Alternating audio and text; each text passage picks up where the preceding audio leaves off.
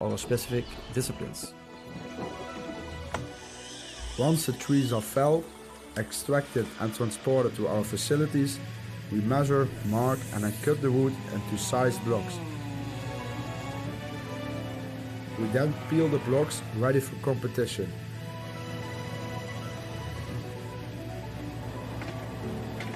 After careful selection, the blocks then leave our yard and are distributed internationally to our STIHL TIMBERSPORTS competitions.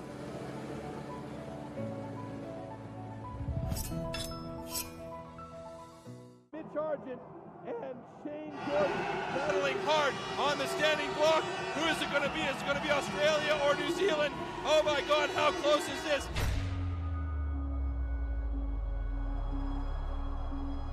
And it's Australia! The atmosphere last night in the team's relay was unreal. That is their title of Team World Champion 2 years in a row. Oh, definitely. It'd be the noisiest crowd I've competed against. Shane Jordan's already over there. Yeah, I'm actually kind of getting goosebumps thinking about it right now. The crowds here, they were just erupting.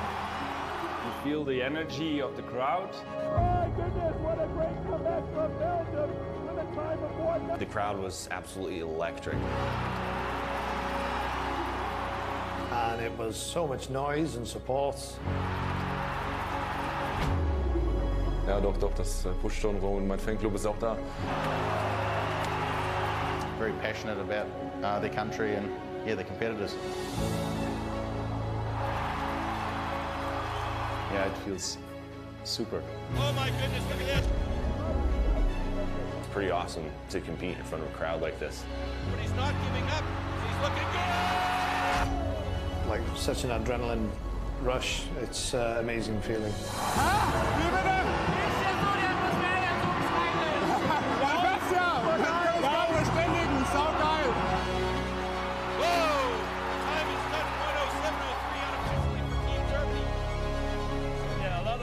They make a lot of noise, and that's good for our spirit. It's going to be the Czech Republic, and the crowd goes bananas. It's absolut extrem hier. Man hört's.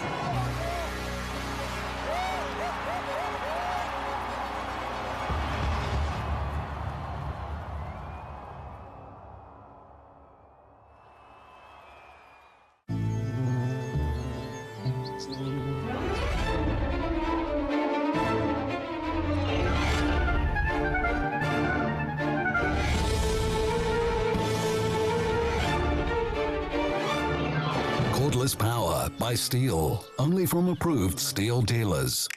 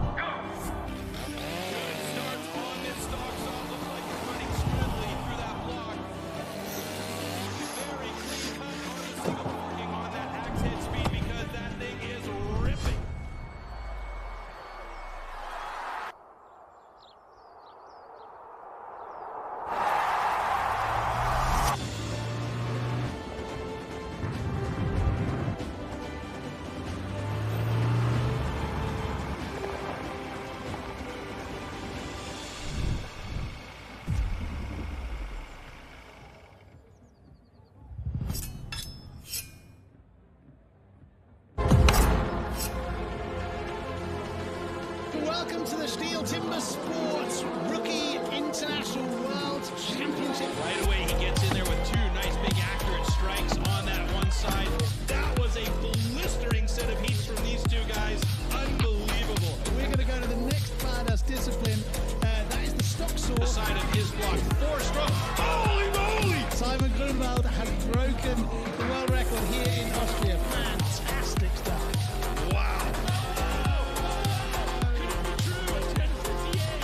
Also Timbersport ist einfach ein super geiler Sport, den ich sehr, sehr gerne mache.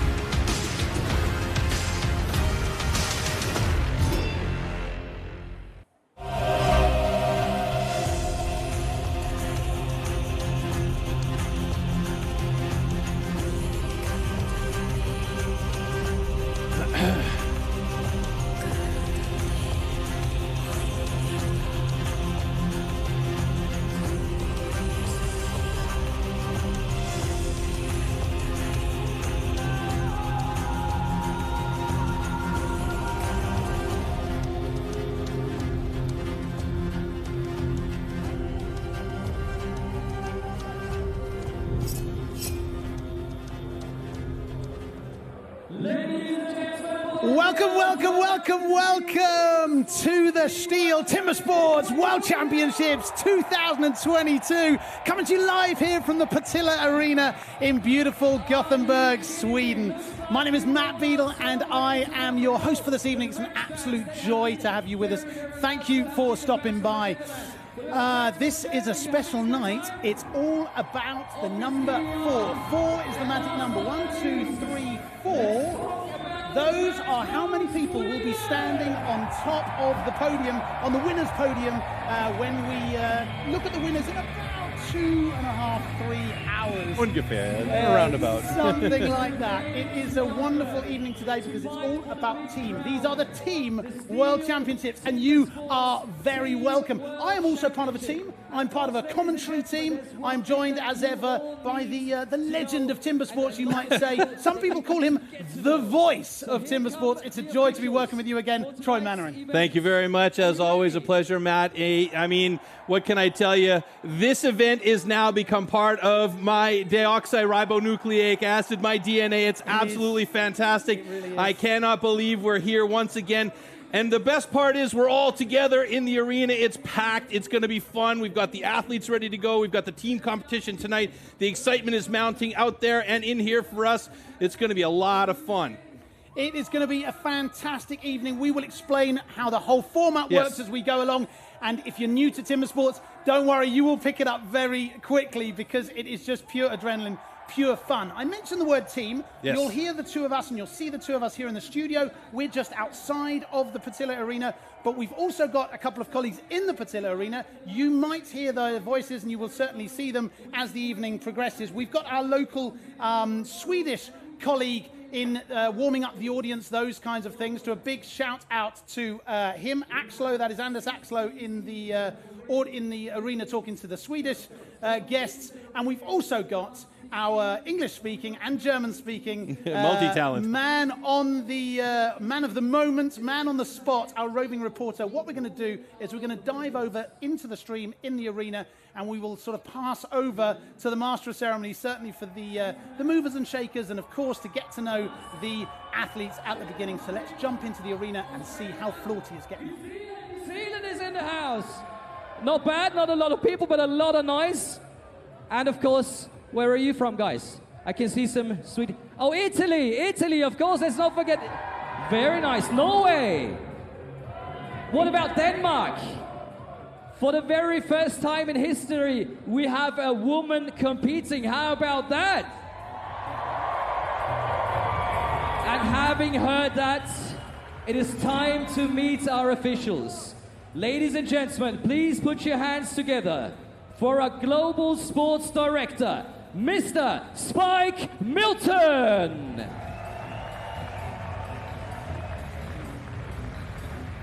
And the man right behind him is our Assistant Global Sports Director. Make some noise for Nathan Waterfield. Here are on-stage judges. Make some noise for Dr. Rich Hallett. And the one and only Mr. Andrew Hall. And of course, in STIHL Timbersports, being the original extreme sport, we are very, very modern. We have 2 video judges, and that's Jules Janssen and Rado Katsaku. You can see him up on the big screen. Give him a shout, come on.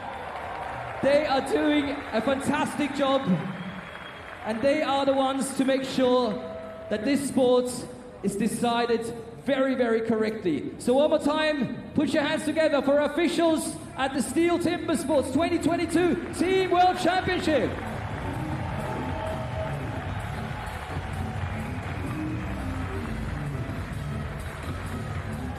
So Partille Arena, are you ready for the 20 teams? Let me ask you again, are you ready for the 20 teams? Let's get them on stage. And we're going to start with the team of Austria. Here they come.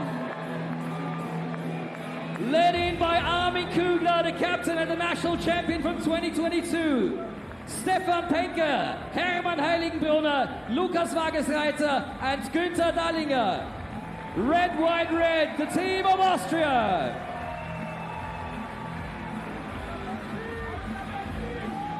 Our next team, that is Belgium, led in by the national champion 2022, Koen Martens. The captain of the team, Robin Cubelier. We also have Arnaud Goudsmet, François Lombretz, Cédric Fémonville, and Camille van Rendonk. Team Canada on their way into the arena, led in by Marcel Louis, the national champion from 2022. Ben Cumberland, the rookie world champion 2016. Geoff Larkin, and the captain, Nick Russell. Please welcome the Czech Republic, the national champion leading them in, Martin Rusal. We also have Martin Madeira, Matthias Klima, the rookie European champion from 2021, Martin Kalina, Zdenek Marash, and Ivan Babushka. Denmark is the next team. We have Felicia Blanc, the first female athlete ever to compete in the Timbersports Team World Championship. Esben Pedersen, Bo Andersen, Jesper Sjödahl Andersen, the captain, and Thomas Nichols, Team Denmark. Sixth team, that is France, ladies and gents. Pierre Cuberet, the captain and the national champion 2022. Jean Moore, Cyril Marchal, Elie Paguin, and Loic Vincent. Here comes Team GB, Great Britain, Glenn Pendleton, the national champion of 2022, Jack Morris, John Lewis, Tom Redmond, Graham Turner, and Terry Hoff. Make some noise for Team GB. Und jetzt darf es hier nochmal laut werden. Wir freuen uns auf Team Germany. Peter Bauer, the captain. Danny Martin, the national champion of 2022. Marcel Steinkemper, Christoph Lang, Danny Vielwert und Team Anthofer, Team Germany. And here comes Hungary. Benji Struby, the captain and national champion of 2022. Istvan Juhas, Josef Strubel, and Ferenc Halvashi. As we proceed to the team of Ireland, with the captain, Seamus Ryan, we've got Gavin Thompson, Derek Clocher, and Patrick Fitzpatrick. Make some noise, ladies and gentlemen. Italy in the house. Michel De Pin, the captain and national champion of 2022. Andrea Rossi, Michel Perin, Alessandro Chiappioni, and Riccardo Ambrosini. Here come the Iranians, the Netherlands. Red McNall, the national champion of 2022. Edwin Dost, Mike Brackman, and the captain, Martin Hau.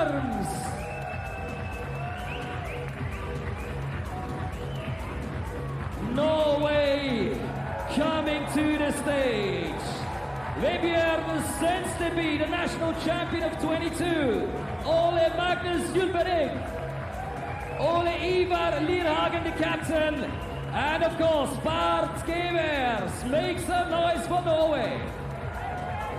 And all the way from New Zealand, here are Jason Wynyard, the national champion of 22, the 9 times individual world champion. Shane Jordan, the captain. Nathan McDonald, Adam Lowe, Jack Jordan, and Morgan Bolstad. 4 times team world champions, 3 times team world silver medalists. Poland's already approaching the stage. Arkadiusz Droznek, the captain and national champion of 22. Mikael Dubicki, Christian Kaczmarek, Maxim Darga, Simon Grönewald, and Jacek Grönewald. Team Poland. And here comes Romania, led by the captain, Beton Nagy, Lionel Martininha, Sebastian Olici, Karol Balfi, and Josef Ballon. I've seen a lot of Swiss fans in the house. Well, here is your team. Here is Christoph Geisler, the captain and national champion of 22. Oliver Reinhardt, Pirmin Gnedinger, Severin Bühler, Schonesch, and David Knecht. Another dangerous team entering the arena. The team of the United States of America. 4-time silver medalist, 5-time bronze medalist. Matthew Kogar, the captain and national champion of 22. Matthew Slingerland, Jason Lentz, and Nathaniel Hodges.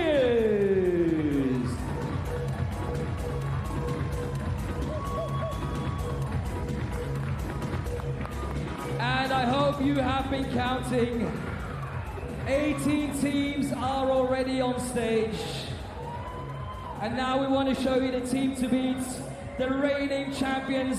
They've won 2 times in a row and they want to make it 3 here in Gothenburg. Please take a look at the big screens.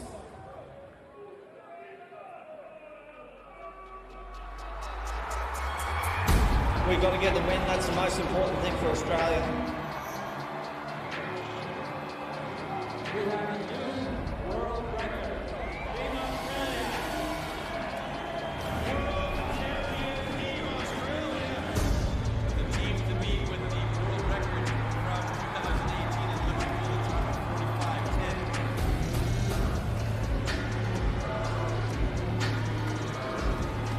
Oh my God, how close is this? Headed to Australia, defending their title of Team World Champion. 2 years in a row. Team Australia to defend their title of Team World Champion. Damn, they were quick. Here come the 6 times Team World Champions, the 3 times bronze medalists at Team World Championships, and the world record holders. Here comes the team of Australia!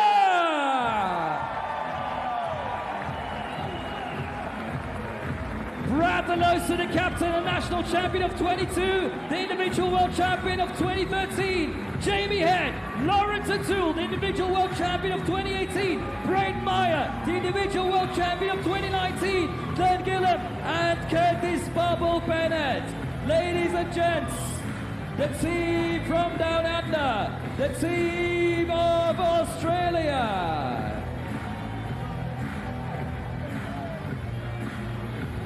So that means we have 19 teams on stage. I promised you guys 20 teams. Only 1 nation missing.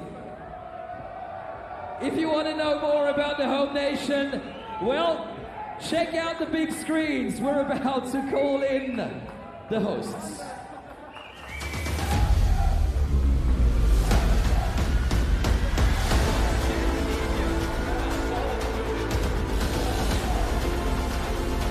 Wow, how quick is he?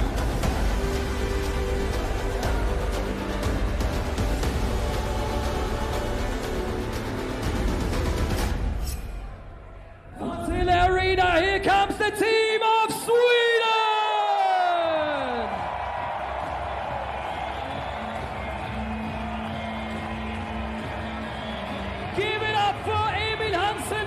World Champion of 22.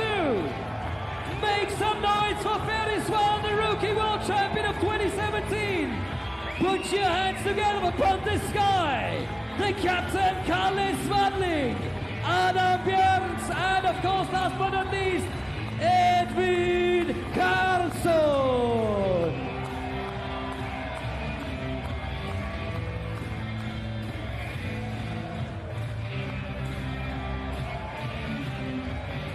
Very much looks like we are ready to start the STIHL Timbersports Team World Championship 2022. But of course, a World Championship also needs the opening with an official anthem. So please welcome Swedish singer, actress, music producer, songwriter, and the wonderfully sparkling, one and only, on Friday, a new single releasing, Ida Redig!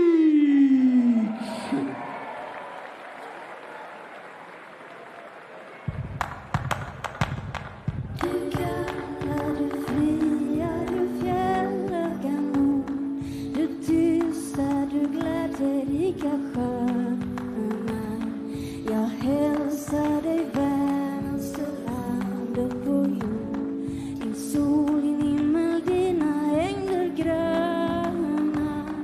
Din sol, din himmel, dina ängder gröna.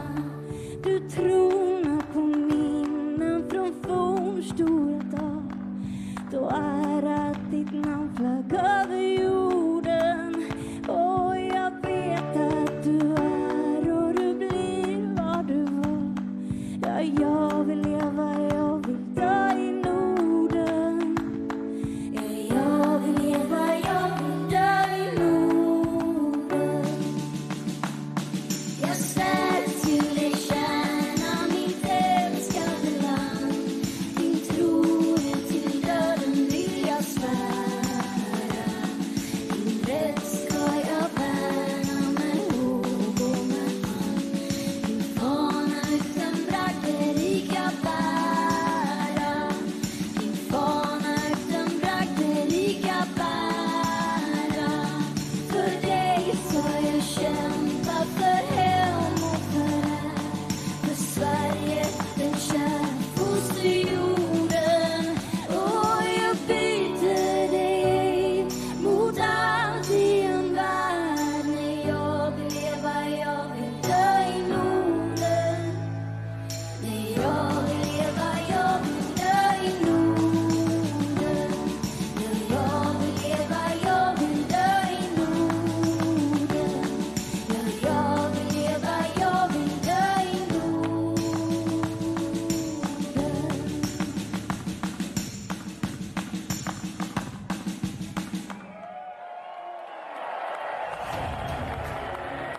Ida Redig, ladies and gentlemen, releasing a new song on Friday, and Sweden, I have to say, your national anthem is just beautiful. And having said this, it's back to you, Matt and Troy. Enjoy. And that means we are sending out the teams to get ready for the first competition. And it is my great pleasure to welcome the man up on the stage. Pretty marvellous. Wonderful, wonderful, wonderful. Thank you so much, Florty. Fantastic atmosphere there in the arena. We're going to see if we can't turn up the screw a little bit, because we're going to dive right into the competition. Check out this little clip to understand what you're going to be seeing this evening. Team World Championship format. In the team competition, teams of 4 each have to compete in a 4-discipline relay. The order of the disciplines during the team heat is as follows. First up, stock saw, followed by underhand chop, then single buck, and finally standing block chop. Each discipline is executed by a separate team member, and the subsequent discipline can only be started after the previous discipline has been completed. The overall time for a team only counts after finishing the last discipline. Starting a discipline too early will result in a 15-second time penalty. The team competition demands the utmost concentration, endurance, and precision, and the teams have to plan their efforts strategically over the course of the rounds. First, they have to show their skills in a time trial. Only the top 12 teams from the time trial will make it directly to the round of 16. The remaining slower teams from the time trial are relegated to the last chance round. In this round, they need to complete one heat, and only the 4 fastest teams from the last chance round advance to the round of 16. The rest are eliminated from competition. In the round of 16, the knockout phase of the competition begins. Here, the fastest teams from the time trial will face the slower teams in reverse order. The teams now continue to compete in the knockout system through the quarterfinals and semifinals. The losers of the semifinals will fight for the bronze medal in the small final. After this, the top 2 teams will compete one more time to see who takes the Team World Championship title.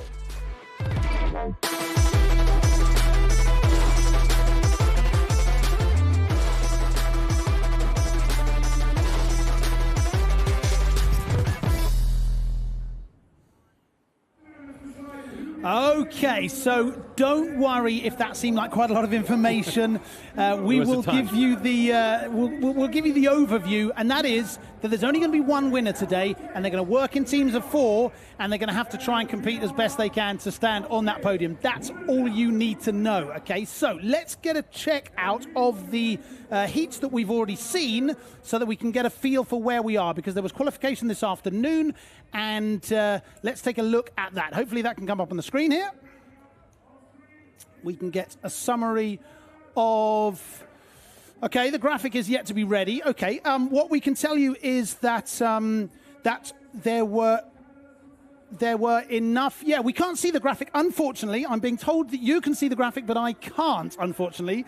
So we'll do that old school, and we'll say that there are 16 teams that will go through to the last 16, obviously. Correct. There are 20 teams in total, but 8 of them have the chance, after the qualifying where they didn't quite bring what they wanted to bring this afternoon, they're going to have a so-called last chance. And that'll be in 4 last chance heats, and that's how we're going to kick off today. So we're going to see Austria versus Netherlands, we're going to see Hungary, Denmark, Czech Republic and Ireland, and Belgium and Italy, and they will be competing for the final 4 spots, making up 16, which is currently 12. I'm reassured that you can see that graphic. Unfortunately, we can't see it here in the studio. Maybe it's the Swedish weather. I don't know. The important thing is that the performers and the athletes are ready to go.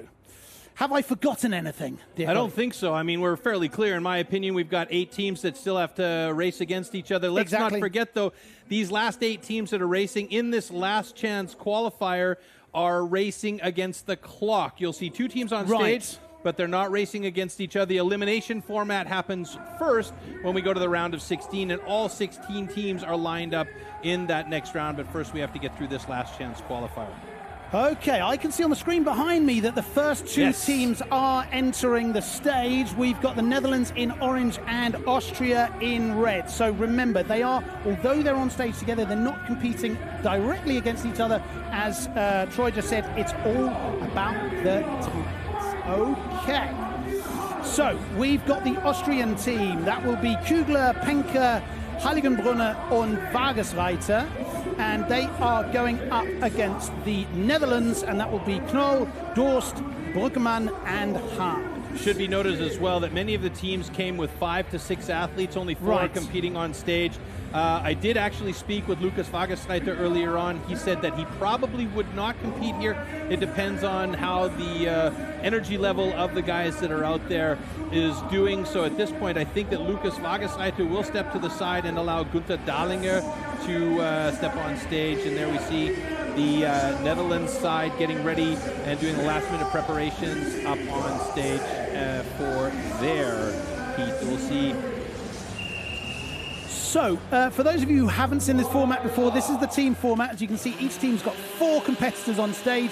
Once the first discipline is finished, and only once it is, can the next athlete then start. 4 disciplines in total. The stock saw, the underhand chop, the single buck, and then we wrap up with the standing block chop. Here we go. This is Austria versus the Netherlands in the first of the last chances. All right, it's a bit of a slow start for both of these teams here as we get underway on that stock saw. The Netherlands looking like they're having that first clean cut, but it's in fact Austria that drops that cookie first. And moving over to the underhand chop, where we see in orange Redmer Knoll for the Netherlands, digging deep on that first side, and he's the first one to switch over to the other side. Remember, this is not a head-to-head competition about who wins and moves on. It's about the time. So really, they are battling against their own headspace, against the clock, and the adrenaline push from the guys on the other side of the stage. And just waiting for, ooh, that could mean some trouble for the Netherlands if they're not careful, with a little bit of an early pull there on that single buck. And Austria is really Austria is really struggling to get through the second side of that underhand chop.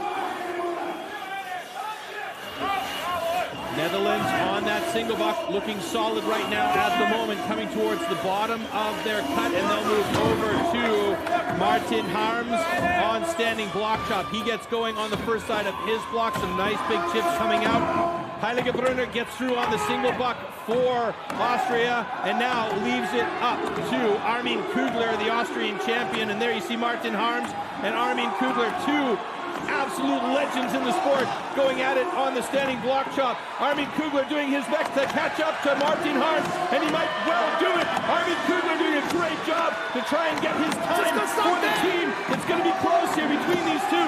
Who's going to drop the block? Yes! It's going to be Armin Kugler with a fantastic come from behind. Martin Harms struggling to get through that block. Two more drivers should do it, one more, and the block is down. Let's take a look at the time there for Austria, 1:36.31, and the time for the Netherlands, 1:44.08. What a massive comeback, but we do have a yellow flag on the play. We have a flag on the play. That means there might have been a discrepancy. There might have been a timing issue. There might have been some kind of breach of the rules. We are under review, so we will find out what the result of that is. Wow. I have a feeling. What a comeback there from Armin. That was a fantastic comeback from Austria, and I have a feeling that it's because of that small movement on the single buck. Let's see what what Rich Alex has to say here. All right, gentlemen, we have a flag on stand B, false start on the single buck, penalty assessed. Your cut was good. And there is the confirmation from the judge, Dr. Rich Hallett. The Netherlands there will be imposed that penalty, which will significantly put their time back. But again, I mean, what a comeback from Austria. That was unbelievable comeback from Austria. That was a fantastic effort as we take a look at the slow-mo replay here. And I was actually quite surprised. It was a bit of a slow start on the stocks off for both of these teams. And you can see right there that on the Austrian side, the underhand chop just keeps getting stuck in that block. And there's Redmer Knoll with a beautiful final cut. Now, this was the massive advantage here for the Netherlands as they got over, I'm going to say, a good 3 to 5 seconds ahead of Austria on that single buck. But then you put Heiligebrunner, the big Austrian, to work on that single buck. He works that saw so quickly back and forth. He managed to catch up and do a little bit of work for his team to get them back in the mix. And then that gave this man in the red right there, Armin Kugler, a chance to come from behind. And that is just absolutely fantastic. And Martin Harms on the other side doing his best, but just was not quite strong enough today. And then, of course, the 15-second penalty assessment that they got for a bit of an early start on the single buck, and that means their time drops significantly. So the Netherlands now with a time of 1:58.76 officially, and Austria at the moment has the fastest time in this last chance qualifier for the moment. Well, that's it. I mean, 1:58 is looking pretty tough at the moment. I don't think that'll be good enough for the Netherlands, and most of it goes down to that 22 seconds, as you mentioned. I mean, the tough thing there is that the skill was all there, the technique was all there, but because you're just so desperate, you jump the gun a little bit too soon, and it's the deciding factor. All right. An absolute humdinger of a first heat to get us going today. Let's see if Heat 2 is as good. We are going to see Hungary going up against Denmark. Okay. So personal best for Hungary is 1:10.71, and the big thing about Denmark is the addition of the first female athlete. Yes. And that is absolutely fantastic. Felixia Blank is the first woman ever to compete in the Team World Championships here at Timbersport, so it's quite a moment, and she and the team did relatively, or was doing relatively well this morning in qualifiers until unfortunately they had a bit of an issue and they got a DQ. Yeah. But she certainly managed to beat her direct opponent in her discipline this morning. So let's see how she goes this evening. We've got Hungary, which is Strubel, Johan, the other Strubel brother, and Hamvazi going up against the Danes. That's Bank, Pedersen, Anderson, and the other Anderson brothers. This is a family affair. It's Hungary versus Denmark. And what we can say is Felicia Bank has an expertise with that stock saw that a lot of people, even the men, don't have. She works with them on a daily basis. She collects classic stock saws as well. If you follow her on Instagram, you'll see that she's always showing off her various saws. And here we go. Your timber.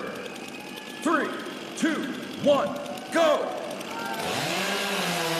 Very nice start by Felicia Bank. It was a good start as well. On the other side, the Hungarian team looking quite good. But it's Felicia Bank with a great cut there and giving the opportunity for the underhand chop as the teams get going pretty much evenly. Big, heavy drivers coming from on high for both of these teams. We're going to see faster head movements on those axes later on as the more experienced teams get going. But it's Hungary over to the other side of their block first. And at the moment, Hungary slapping out some really big chips from that block. And finally, Denmark moving over to the other side. Right now, the time to beat, 1:36.04, remembering that only the 4 fastest teams from this last chance qualifier will move on to the round of 16. Hungary already on to their single buck. Look at the speed that he's moving that saw. He's going quick. Wonderful. There's different styles that these athletes use. Some guys use the entire length of the saw in long, heavy strokes. And now Denmark onto their standing block chop, looking very good here. They may well have a decent time if he can get through this block quickly, just passing the 1:10 mark. Remember, 1:36.04, the time to beat set by Austria at the moment. Denmark finally moving on to the single buck, but they are well and truly behind, and they need to get done in under 2 minutes. Otherwise, it will be a timeout DQ. Hungary, 1:28.21. That's comfortably good enough to get into the last 16. Yes, Very that's 1:28.21 is the fastest time thus far. So they and Austria at the moment in those top 2 positions as Denmark nears the 1:45 mark and passes it. Struggling right now. So really, really having a lot of trouble, but this is the experience that Denmark will gain over the next years. They are new to this format. They have participated before, but they need to gain that experience, and that is a DQ for time exceeded for Denmark. That is unfortunate, and I mean, he's not going to risk his axe anymore by continuing to cut through that block. You know he wanted to, but he's just not going to take that risk of damaging the axe head. There is an investigation. We're under review again. I believe, I'm assuming that's down to the time breach. We will find out in a moment. We're just going to hear from the head judge here, Dr. Rich Hallett.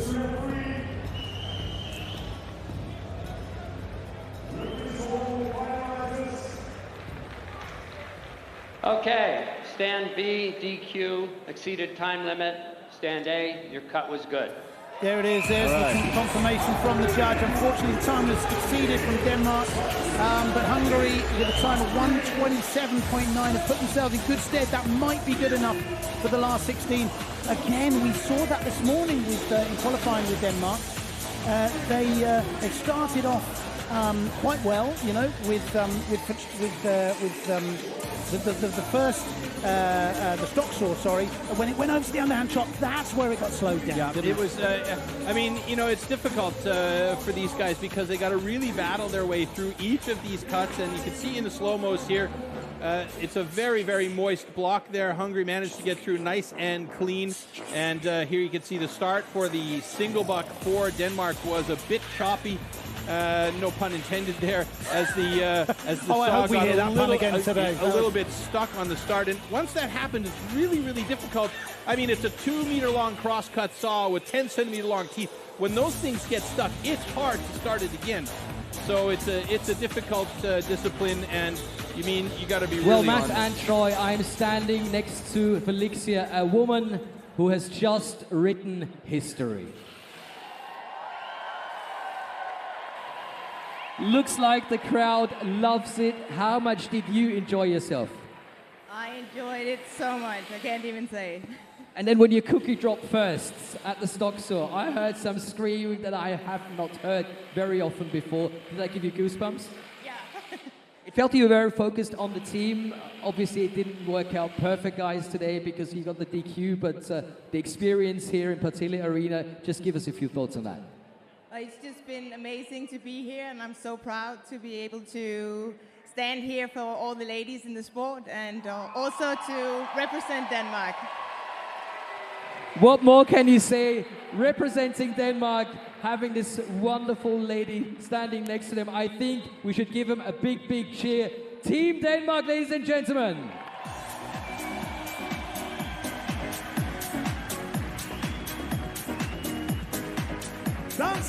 Yeah, fantastic. I mean, you know, you don't see that very often in the sport where the men and the women are mixed up like that. And Felixia obviously showing that she has the skills to pay the bills. Let's face it. And as we take a look at the last chance lineup for now, Hungary ahead by just a hair with Austria in second place, the Netherlands and Denmark plus 30 seconds off the mark, in Denmark obviously with that DQ, so that's going to be troublesome for them. But we still do have 2 more heats to go, which could determine things completely differently with 4 fairly strong teams coming up onto the stage, the Czech Republic, Ireland, Italy and Belgium. It really could. So we're going to move over to Heat 3 of the last chances. That is the Czech Republic going up against Ireland. Ireland, of course, in the green, and the Czech Republic, what would they otherwise wear? In the whites. Here we can see the 2 teams. Good personal best here from Czech Republic, a strong team. We saw in the clip leading in. They've got pedigree in this event, certainly from the last World Championships. Ireland could be a bit of an outsider maybe, but judging by their personal best, they're really going to have to pull it out the bag to get on the board today. Well, it's a bit surprising, quite honestly, to see the Czech Republic in this particular position, because back in 2009, they actually eliminated the Austrian team in a surprise come-from-behind win that absolutely had the Czech audience going bananas.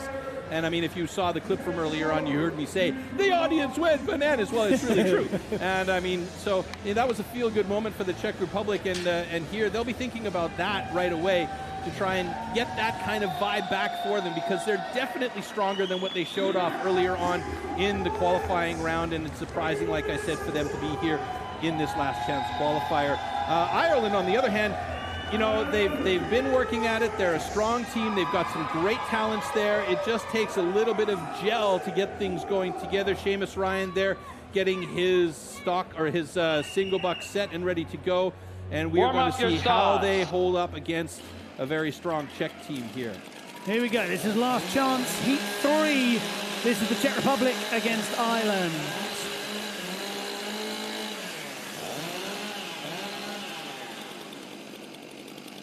Athletes ready. Stand to your timber. 3, 2, 1, go! All right, nice even start by both of those teams. Czech Republic looking like they've got a nice clean cut. Ireland right there with them. Let's see who drops the cookie first. Whoa, it's dead even as they head to the underhand chop. Look at that, they're in sync on the first side. A little stick by Ireland, and it mixes it up and then back into sync with each other. Absolutely fantastic. It's the Czech Republic, however, they're Martin Roussel moving over to the other side of his block. And now joining him on the other side, about 3-4 strokes behind, is our team member from Ireland, and Martin Roussel looking very good as he's trying to dig and dig and dig.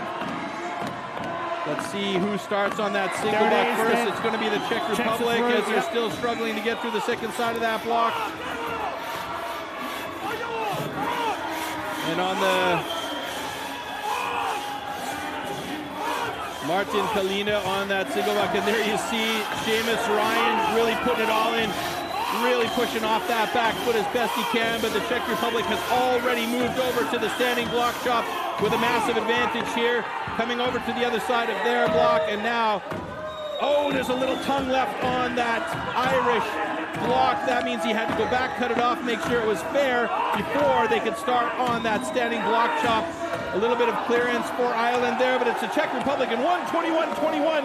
Fastest time so far. So the Czech Republic is definitely in good stand here at the moment with Austria and Hungary. Those 4 guys would go on to, or those 3 teams definitely would go on, barring any major changes in the other team's status. And Ireland really struggling here. As you get tired, the axe angle changes a little bit. You go in too flat, and you're just bouncing the axe out. You're not cutting clean on an angle, and that's what's happening here for Ireland. And if they hit that 2-minute mark, which they will not, so that's great. Wonderful They stuff. are 32 seconds off pace, but they did not get a DQ because of time exceeded, so that's very good for Ireland. And these things will start to improve, as I said, when the teams gel a little bit and when they start to find their pace in this particular format. Exactly. Wonderful achievement for Ireland, getting on the scoreboard with a time. Great time as well for the Czech Republic. 1:20.96 has been corrected down a little bit. That will definitely be enough to make it through to the last 16.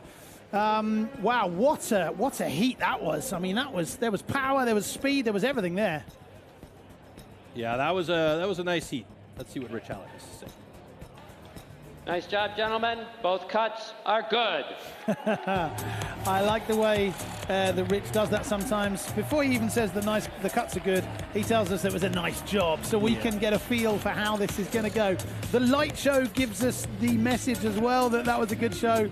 Both got a time qualify. Let's check out the slow-mos here. I mean, what always gets me with this sport is not only the physical prowess, because this is an incredibly physical sport, and I think people underestimate this, but what fascinates me is the mental focus. Look at the focus on the athletes' faces as they go through the disciplines there. Yeah, well, let's be honest. I mean, you're dealing with a lot of dangerous equipment out there, whether it be the Stihl MS661 stock saw or one of these competition axes that are sharper as a razor. You can actually shave with them. We have one here in studio. Or, you know, the single buck. I'm guessing you could say probably the single buck is the safest tool they have out there because it sits in the block, but anything can happen, you know. So you have to be absolutely focused. You have to have that endurance. You have to have that strength. And it always amazes me how these guys make it look so easy on stage. And even when the battles are really hard, these guys are just absolutely fantastic athletes. Look at Look the power right there. He's taking that with him. He's taking a souvenir with him. That was the moment, Mum, when I got my team into the last 16. Great job from the Czech Republic. They will be there. Who will join them? At the moment, it's going to be Hungary, Austria, and Ireland. The Netherlands and the Danes, unfortunately, won't be there. But we've got one more heat to come. So Ireland will be looking over their shoulders. Okay.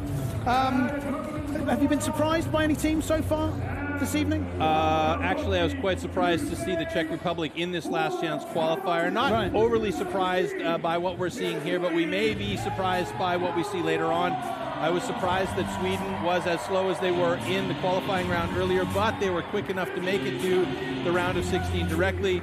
And now it comes down to these two teams that are coming up on the stage. Italy is another surprise for me, along with Belgium being in this last chance qualifier, because both of these teams definitely show better experience. As you can see from their times, they're very close to each other in their personal best as a team.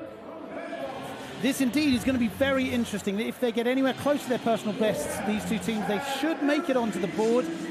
The target time at the moment is anything under 1:53, so we're going to have a look whether they're going to be able to make it. We'll take a look down the teams here. Italy will be represented by Delpin, Rossi, Perran, and Chiapponi, and the Belgians will lead off with the legend Koen Martens, supported by Cuvelier, Goudschmet, and Lambrecht. Just making the last-minute preparations here. It's as big as that thing is, it's 2 meters long, but you want to start off with millimeter accuracy, otherwise it's going to affect all of your flows. Absolutely, and you know, once these saws get started, you really have to keep it flowing and keep that thing moving on the single buck. But this is about making sure that you've got team cohesion so that the other team members know when you're finished your discipline, he can start the next discipline. So, yeah. So we've got Italy on the left in blue, and we've got Belgium on the red with that sort of almost parrot feather uniform that they're wearing there. Very colourful. Athletes ready. Stand to your timber. In heat 4. 3, 2, 1, go!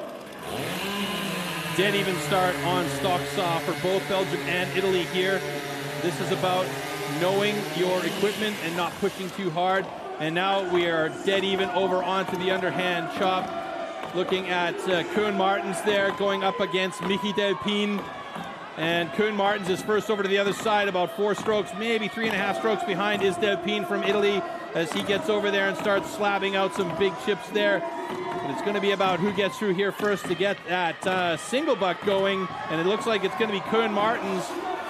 Single buck is now underway for Belgium. STIHL Pien still trying to get done, and now he is done. It goes over to Miki Perrine, who just jumped out of the rookie ranks, and he is looking very good on that single buck. But Belgium at the moment dominated with about a 3-stroke advantage heading to the standing block.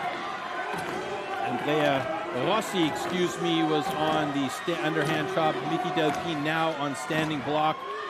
And Belgium and Italy moving over to the other side. It's going to be close here. A bit of a stick there for Belgium, and Italy working hard to try and catch up, and they're really pushing each other here, just passing their personal best at the moment, but they're real close. And a fantastic comeback from Italy, fastest time so far. And now it's about Belgium trying to keep it under 130. Can they do it? Let's see if they manage to stop the clock. 1:36 is the target time. Can they do it? Oh, he's struggling so badly on the backside of that log. So much material to still get through. One more driver. And there he's finally got it down in 142.95. That is unfortunate for Belgium. And that means we will probably not see them in the round of 16. What a heat. Fantastic. You know what really jumped out at me there? I mean, the Italians, speed, there was fluency, it felt like there was communication between the team, but I mentioned the, almost the parrot uniforms that Belgium are wearing there. You know, the stance that they took, particularly Cuvelier, it was almost like he had parrot feet, you know, there was flexibility, he was able to adjust. Great speed there on the underhand shot, really impressive. So we are waiting for the results. The applause gives us the feeling that... Okay, nice job. Both cuts are good. There it is. It is an underhand shot. Was successful, very nice, beautiful. We're going to go over to the arena now to see if Floorty can get an interview with the Belgians. Floorty, over to you. Oh, we'll take a quick look at the slow-mos first. Why don't we take a look at the slow-mos under the bus instead? one more time. Here we go. So there's a nice thin-to-win cookie you could see from Belgium. That was a nice starting cut, and actually both the Italian and the Belgian cookies dropped pretty much at the same time. You can see here a great battle there between Andrea Rossi and Koen Martens on the underhand chop, but it was Koen Martens who actually went over to the other side of that underhand chop, about 3 strokes ahead of Andrea Rossi. And then he broke through that block to start the single buck about, let's say 3 strokes ahead. And that stayed the same way.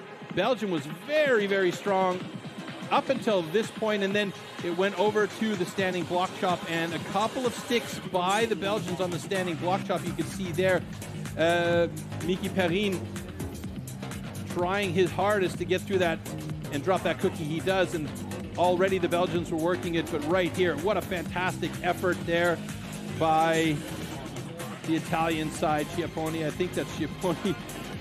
I'm going to get a slap in the head if it's not. And they've done a great job there, and they've got a fantastic time. And the fans are loving it up there in the stands. So great job by Italy to make it into the round of 16. We have got the 16 teams. We're going to check out the round of 16 in just a moment. We're going to go over to Floorty well, Matt and in Troy the just arena said for on live TV. It was an amazing heat. Koen, of course, you're not going to be too happy because, ladies and gentlemen, we have to say goodbye to Belgium. So please give them a big shout out. I think one of the nicest teams in history of STIHL Timbersports. But Koen, something happened to this axe. Yeah, we had a pretty solid run in the beginning of the day, and there were some pointers to work on. We discussed it with the team. We watched the videos again. Was a pretty solid run. Robin did a good job on the standing, but then he hit a knot like very bad, so you can see on the camera. So the axe is damaged, so you're dead in the wood, and then driving is very difficult. Otherwise, it would be even better. So we're happy. We will see. Thanks to the audience for all the cheering on, and see you next time for sure. I don't know if you could see it, but that axe looks very, very damaged.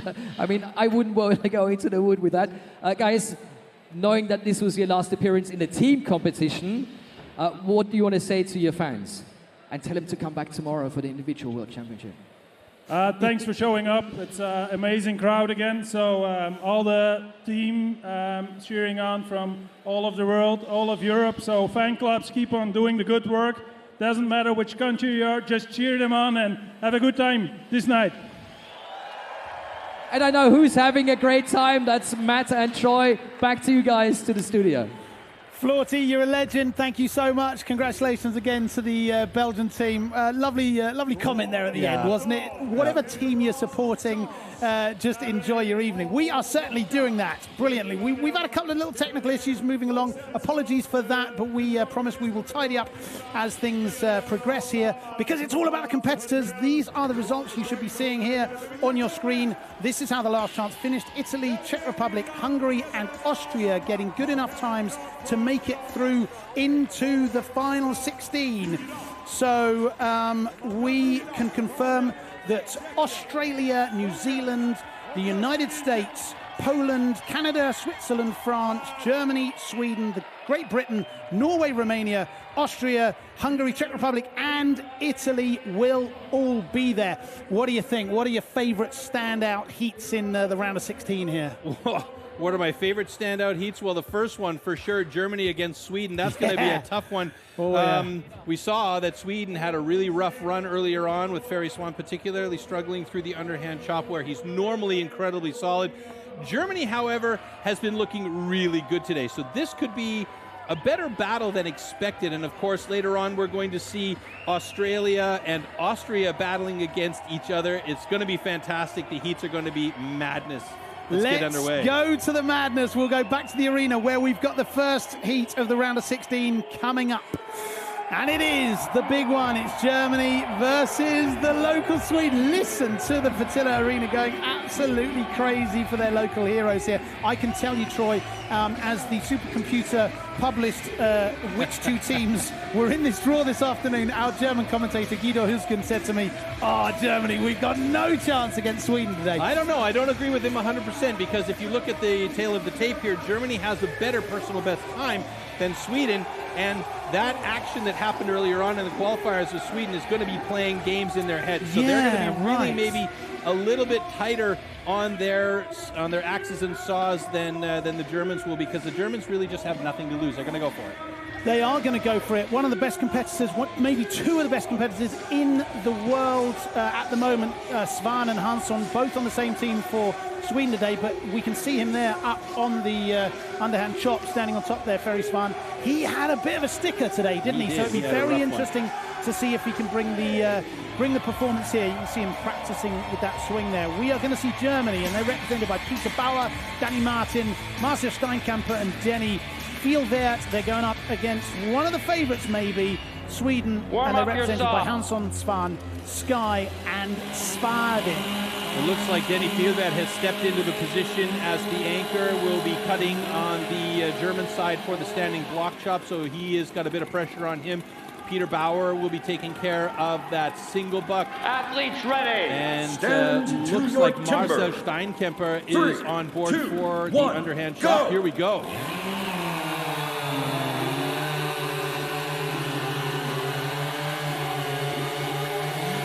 Good cut for both of those teams, moving straight over. Here we go, Ferry Swan looking like his old self on that first side. Who's going to move over before? Let's see, Ferry Swan moves over. Oh, nice swing and a hit, but he got locked up there. Marcel Steinkemper working hard on his second side, about 1.5, 2 strokes behind Ferry Swan, and this is a big race for him. Let's see if he can do a good job. Oh, Ferry Swan had a good time getting through that underhand chop. Steinkemper right there, and it was a great start by by Kalle Swadling, as he gets that saw moving really nicely, and then over to Emil Hansen on the standing block chop, and it's going to be Danny Martin on standing block chop for Germany. I mistook his hat as the hat that normally is worn by Danny Fieldwert, but Danny Martin doing a great job as he moves over to the other side to try and catch up to Emil Hansen, but this is going to be a good one for Emil Hansen with one more driver to do it, should do it. Oh, he's having trouble. He's had to change an axe because he's broken the handle, and he's got to pull the head out. That's a massive blow, and he's managed to do it anyway. And he has eliminated Germany with an unbelievable last effort. He broke the axe handle with the blade stuck in the block, and he had to get out, take a new axe, pull the head out of the block. Danny Martin said the same thing, damaged his axe on the block. What an unbelievably crazy heat to start the elimination round. Fantastic action out on stage. That is why we watch Timber Sports. Scenes here in Sweden. Scenes. Absolute scenes. I mean, Ferry Svan's performance, first of all, absolutely flew through the underhand chop like it wasn't there. That was the comeback performance for Ferry Svan, absolutely. That was remarkable. We saw the German athlete there at the end showing his axe to the camera. That's the third broken axe already today. We've only been on for about half an hour. That was a massive chip. That was a massive chip out of the blade of his axe. You can see at the bottom, and there's the broken handle from Emil Hansen. But what absolute concentration on the part of Emil Hansen. Brilliant he focus. saw the Brilliant. axe broke. He went down immediately, got the other axe off the ground, pulled the axe head out of the block, and he only needed one driver to get that thing done. Question is, I didn't see any flags on the play here, and Danny Martin's going to be really unhappy about that broken axe and that performance because, wow, they were looking great up until that point. Look at the crowd, absolutely loving this. We're going to get the final confirmation here. And the winner is Team Sweden. It is the confirmation that Sweden beat Germany in the first heat of the round of 16 with a very strong time of 1:16.34. Even though, as you said, the axe broke in the middle of... Unbelievable. Really unbelievable. Talk us through that. I noticed when he went for the second axe, the head cover was still on. It has to be on. Right, it has to be on because that stole him a couple of seconds as well, right? Correct. So here we go in the slow-mo. We're looking back as Kalle Swadling keeping a close eye on the cut there of the stock saw, and then over to Emil Hansen. Now, this is the discipline that normally Emil Hansen is very, very good on, but here in the qualifying round, he struggled through it, but this time this was a comeback for him, absolutely. And on the German side, Marcel Steinkemper, so strong in this discipline, but he had a bit of a chunky log. Took him a while to get through there to finally allow their team, Peter Bauer over there, to get going on that single buck. And boy, look at the absolute power that he's throwing into those cuts.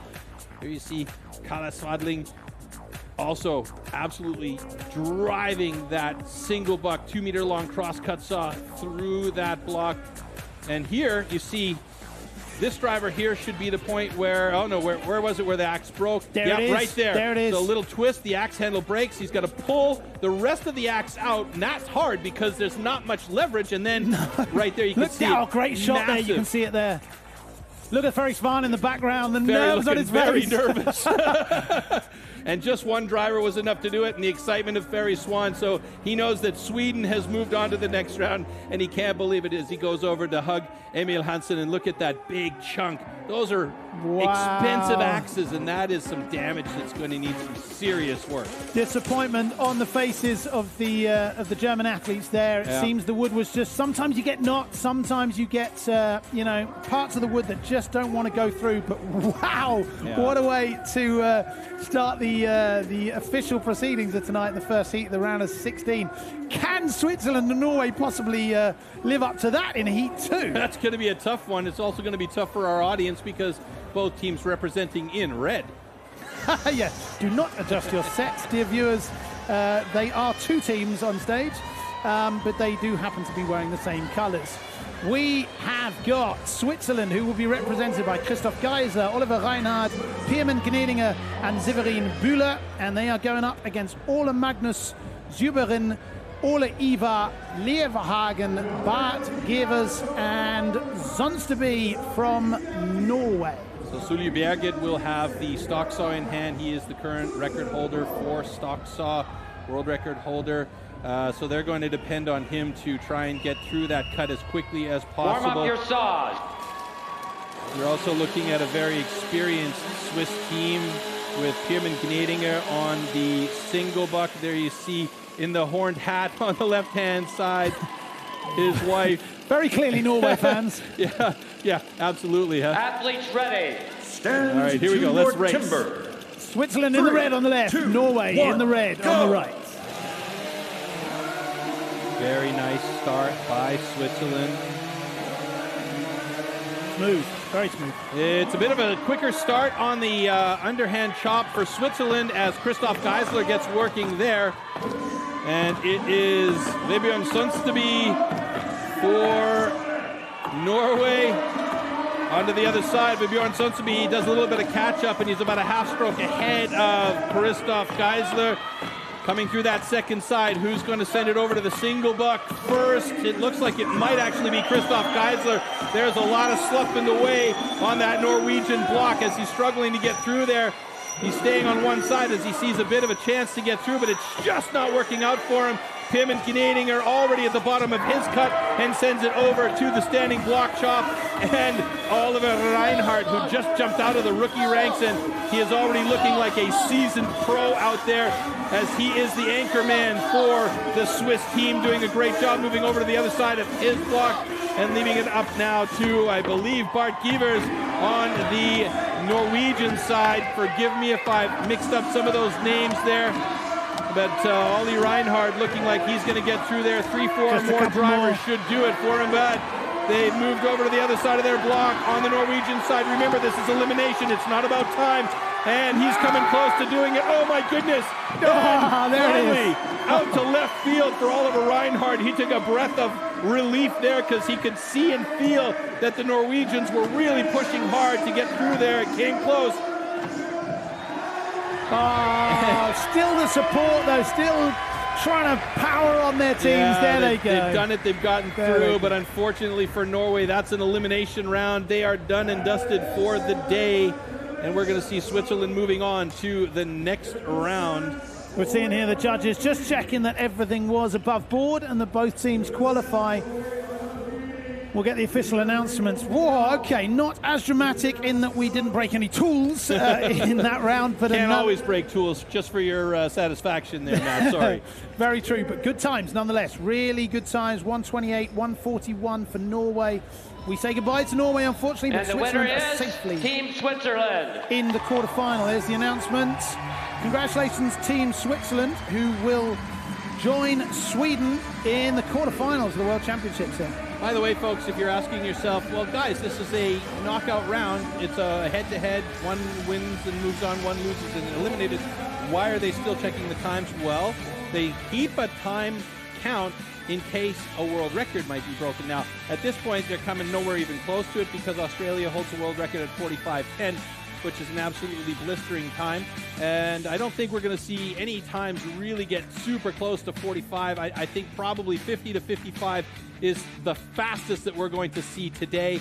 It's going to be a lot about choice of acts and just how determined you are to get through a couple of these blocks here. But it was a great effort by both of these teams. Unfortunately, Norway just wasn't quite there. And you can see Ollie Reinhardt. I could tell out of the corner of his eye, he saw that the Norwegian was on his side, and there was that breath of relief from him. Look at that look. I love that look. God, I'm the anchor. I didn't mess everything up. And there you can see Jolanda Gnadinger on the left-hand side. We do work together sometimes here as her husband on stage doing the single buck for Switzerland. That's right. A fantastic heat 2. It's time for heat 3 in the round of 16. That is going to be your home country, Troy. Here come your athletes. Canada going up against Romania. Sweden and Switzerland have secured their place in the quarterfinals. Germany and Norway sadly will be going home. The fastest time so far this evening is 1 minute 16. You were saying world record is at 45. I agree, that's unlikely to be broken today because that really was an unbelievable It was night. a very fast time. But we did see a couple of sub 1 minute times today in qualifying. Yes. So and of course those sub 1 minute times came from the countries Australia and New Zealand, which were expected to be favorites here anyway. I mean, Australia's got a massive target on their back. New Zealand's got some revenge to try and get through. But first of all, Australia and New Zealand both have to get past this round here. Well, exactly, and they don't have the easiest of ties. Heat 8 will see New Zealand go up against Hungary, and we're going to see Australia in Heat 5, and they're going up against Austria, who also have a tidy team. Yeah, and I mean, Hungary is going to be hungry for a win, especially against a team like New Zealand. Oh, that's definitely the worst pun of... Yeah, that's 2 tonight. I think you've already met your limits, sir. Right, here they come, the athletes of Heat 3 in the round of 16. It is Canada, oh Canada, going up against Romania. And you can see the definite difference in their tail of the tape times. Canada, 49.72. There we see Marcel Dupuis, 3-time Canadian champion. He'll be representing Canada in the individual world championship tomorrow. He's in top shape at the moment, absolutely fit.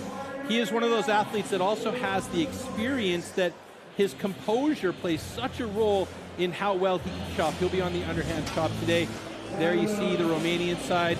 Botans Nagy getting ready. You see him, I believe he is taking care of that stock saw. That's right, it's going to be Romania represented by Nagy, Minanita, Ulici and Palfi, and they're going up against the Canadians, the legend of the sport, Dupuis. Ben Cumberland, also a great guy. He was chatting with us earlier, wasn't he, today?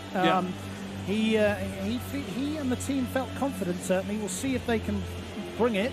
And the remaining 2 members of the Canadian team will be Larkin and Russell. It's Canada in red on the left, going up against Romania in blue on the right. This is Heat 3 of the round of 16. I think there's been a bit of a shift in the positions there as well. I do believe that Ben Cumberland has moved over onto the standing block top, and Nick Russell will be taking the duties on that stock saw. 1, go! Very nice start. A little bit slow by Romania. That's not Botans Nagy. Sorry, it is Varinicha on that stock saw. Botans driving as Marcel on the underhand chop here, looking very good, slapping out some nice pieces. I had that axe in my hand earlier on today, not Marcel's axe, but one of the competition axes. They are not light, and so the fact that these guys are moving them so quickly, so efficiently, and so much power is just unbelievable to me. So Canada has already started on their single buck. That's a great effort there by Jeff Larkin, getting a bit of support from Nick Russell. Romania pushing hard to try and catch up. Time running as we move over to Ben Cumberland in a discipline that he is so well adept at as he moves over to the other side of his block. There's a fantastic picture of Ben Cumberland a few years ago as he fell going around the block, got back up and still won the heat. Unbelievable. Oh, and Ben Cumberland's had to change axes as well. You can see a knot in his block right there, but no problems for Ben Cumberland as he gets through with the last 2 drivers after changing the axe, and there is that knot. Those are dastardly. That's a beast as well. 107.41 for Canada. An ironic raise of the eyebrows there at the strength of this wood. Yeah, I mean, these guys all have fair wood, let's be honest, but sometimes the wood just beats the axes, and Romania, a 134.61.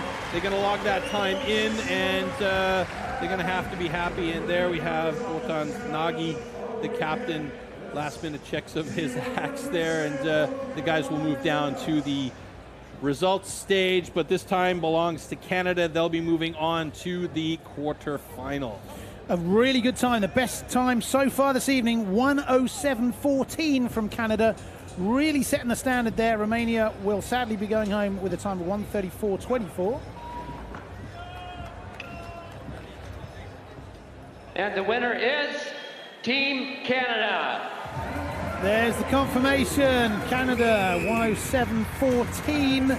How do you feel? Your boys did enough to get you through to the quarterfinals there? They did enough. They've been silver medalists before in this discipline, so now they're moving their way through. They'll try and really they'll have discussions about what to do as they move on here into the next round to see how they're going to react to the wood conditions, if they're going to change their axes to chisel axes or if they're going to have the banana blade axes, because that's playing a major role at this point about how these axes react to the wood and how well they cut. But they also have to consider their fitness level and their endurance at this point as well, because every time they get tired and that axe starts to flatten out, it hits and it doesn't cut. It just bounces off or blocks in. So that's the thing they have to consider. And Nick Russell, by the way, this is his first time joining the team, or second time joining the team. It's Jeff that's the replacement for Nathan Cumberland.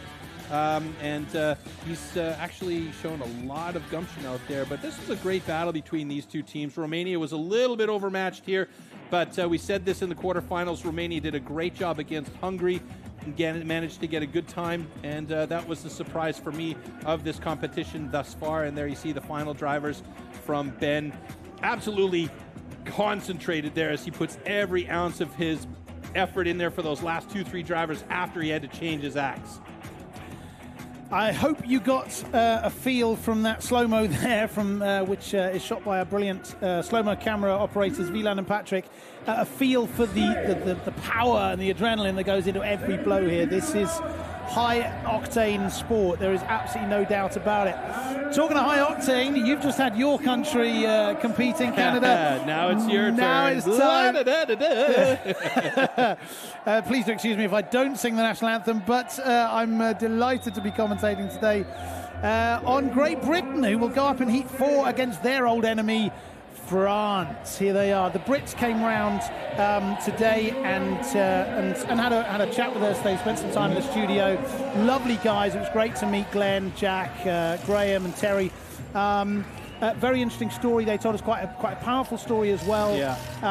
That one of their team members, Bill Huaki, is sadly not with them today. He would have been there, but he's struggling with illness at the moment. He's battling against prostate cancer, and we wanted to give him a shout out to Bill and his family and wish him and them all the very best moving forward. Absolutely. Bill Huaki is one of those guys where you look at and you go, wow, he is in fantastic shape. I saw him at the British Championships this year. He was up there with a pink mohawk, and he was still competing, and representing. He's a legend in British timber sports, and he's an absolute glue for this team. And unfortunately for them, he wasn't able to come to this event. So, like you say, we wish Bill and his family all the best. And Bill, don't give up. Keep fighting, my brother. We'll see you next time around in GB when you'll be racing again there, hopefully. And right now, France is going to be going up against the Great Britain team that's represented by Glenn Penlington, Jack Morris, John Lewis, Tom Redmond, Graham Turner, Terry Hoff. Like I said, there's like a bunch of names I just listed off there, but only 4 are on stage. There you see Terry, good friend of Bill Huaki, got really emotional in an interview earlier on when we talked about him. Yeah. And so, he's going to be thinking about him. All the team members are going to be thinking about him. And this one will definitely be for Bill. They've got it in tough, though. It's a good team from Great Britain. There you see Graham getting ready on the underhand chop. We're going to see Glenn Penlington, who is the British champion representing for the individual tomorrow. He'll be on the standing block chop. We just saw Terry Hoff on the stock saw. On the French side, Pierre Puy-Barret will be their anchor, bringing up the last discipline in standing block chop. I don't see Loïc Poisson out there, but Guillaume Moore, I believe, is on the single block. Stand to your Let's timber. see how this goes in this heat against a couple of rivals. This could be a fascinating heat. Great Britain and France with almost identical times in the qualifications today. Yeah, they were very close. Terry Hoff had a really good start there. A bit of a slower start for France as they are now waiting to get going and finally do. But Graham he needs to put on a little bit more muscle. That little fella doesn't have a lot of strength to move that axe.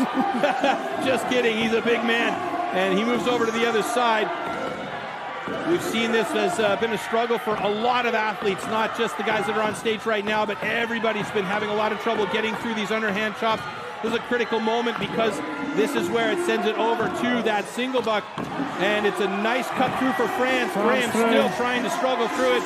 And there's Guillaume Moore on that single buck. Look at the amount of intensity he's going through with those cuts. Graham's finally through it. And now moving over for Great Britain on the single buck. Oh, it's a bit of a stick there.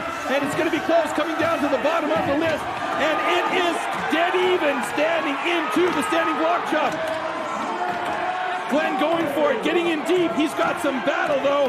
He's got to go against Pierre Puy-Barret. Puy-Barret is moving over to the other side. Glenn Penlington, 2 strokes behind him as he moves over to the other side of the block. It's going to be close. Who's going to go? Is it going to be France or is it going to be Great Britain? It's going to be really close here. Pierre-Louis Barret's a big man. He's got power. Glenn Pendleton's super accurate with that. They're both wobbling. It's getting close. It's getting close. Who's it going to be? Oh my goodness.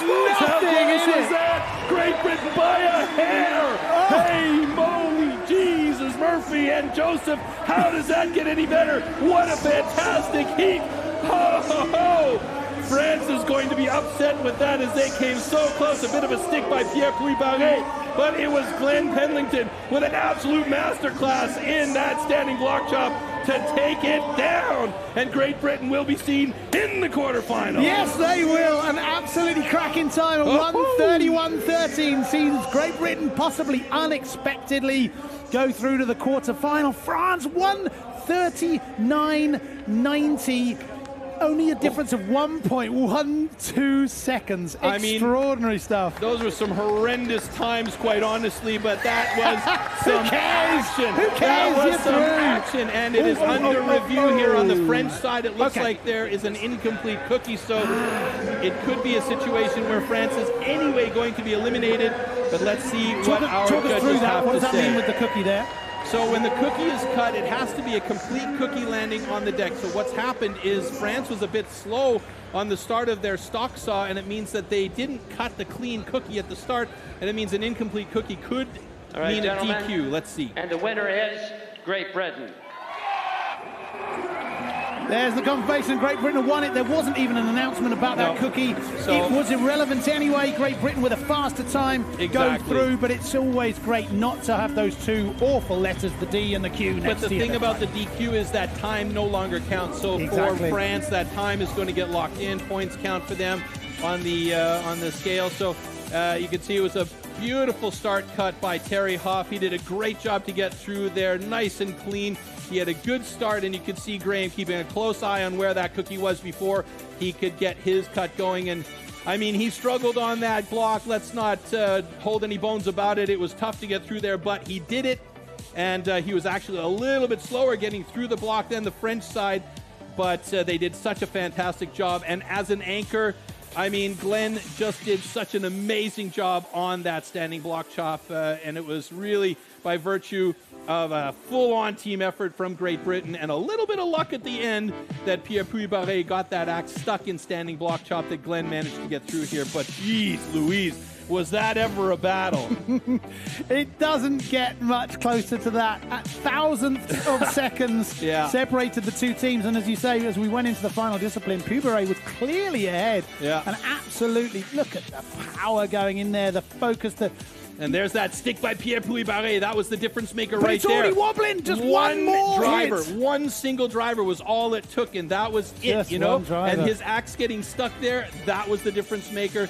So what a fantastic effort. And that's been, for me, the most exciting heat all day long. I just couldn't hold myself back on that one. I was bouncing around like an idiot in the studio here. That was fun. That was a fun one. You and me both, brother. The British are through. And you know what? That's a wonderful moment because they did that for Bill Huaki, I'm sure. I'm sweating after that one. Woo! No, it was fantastic. It really was fantastic. Yeah. As we mentioned before, the member of the team, Bill, who isn't with us today, he's back home. Unfortunately, we wish you all the very best, Bill. And you know what? Your team's got a message for you too. We're going to go over to Florty, who's got the Great British team.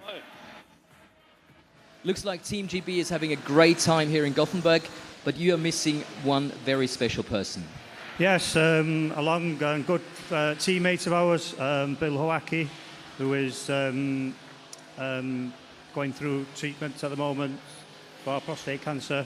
So we just want to wish him, we're trying to raise the awareness of prostate cancer and give him our best wishes for the future. And at the moment, he's doing well. So, yeah, Danny Carrick, Bill. Well, that's great to hear. And you guys, you're fighting for him today as well.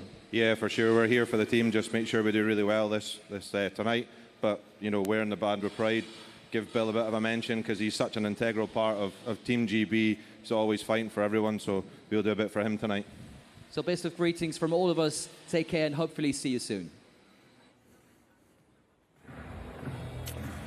All right. And we move on to Heat 5 of the World Championships. This is Australia Warm up your going saws. up against Austria.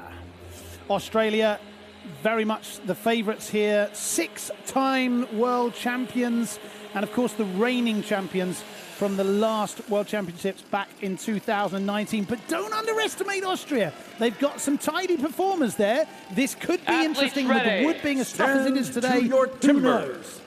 3, 2, 1, go! Should mention that Australia is the only team in the competition today having a sub 1 minute time.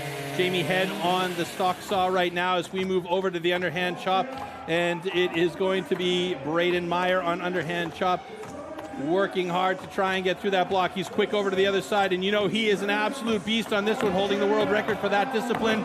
Austria now moving over to this other side. I mean, what are you going to do with that guy? As Lawrence O'Toole now working on the single buck.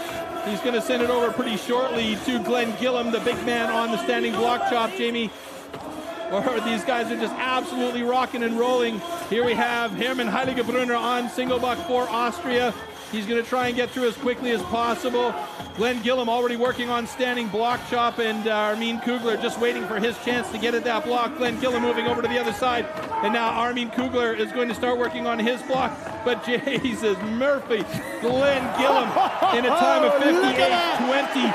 Unbelievable. Their time earlier on in the time trial was 58.15. How is that for consistency, folks? Wow. That time is, of course, unofficial. Austria now will try and get through there in under the 2-minute time. Should be no problem for them.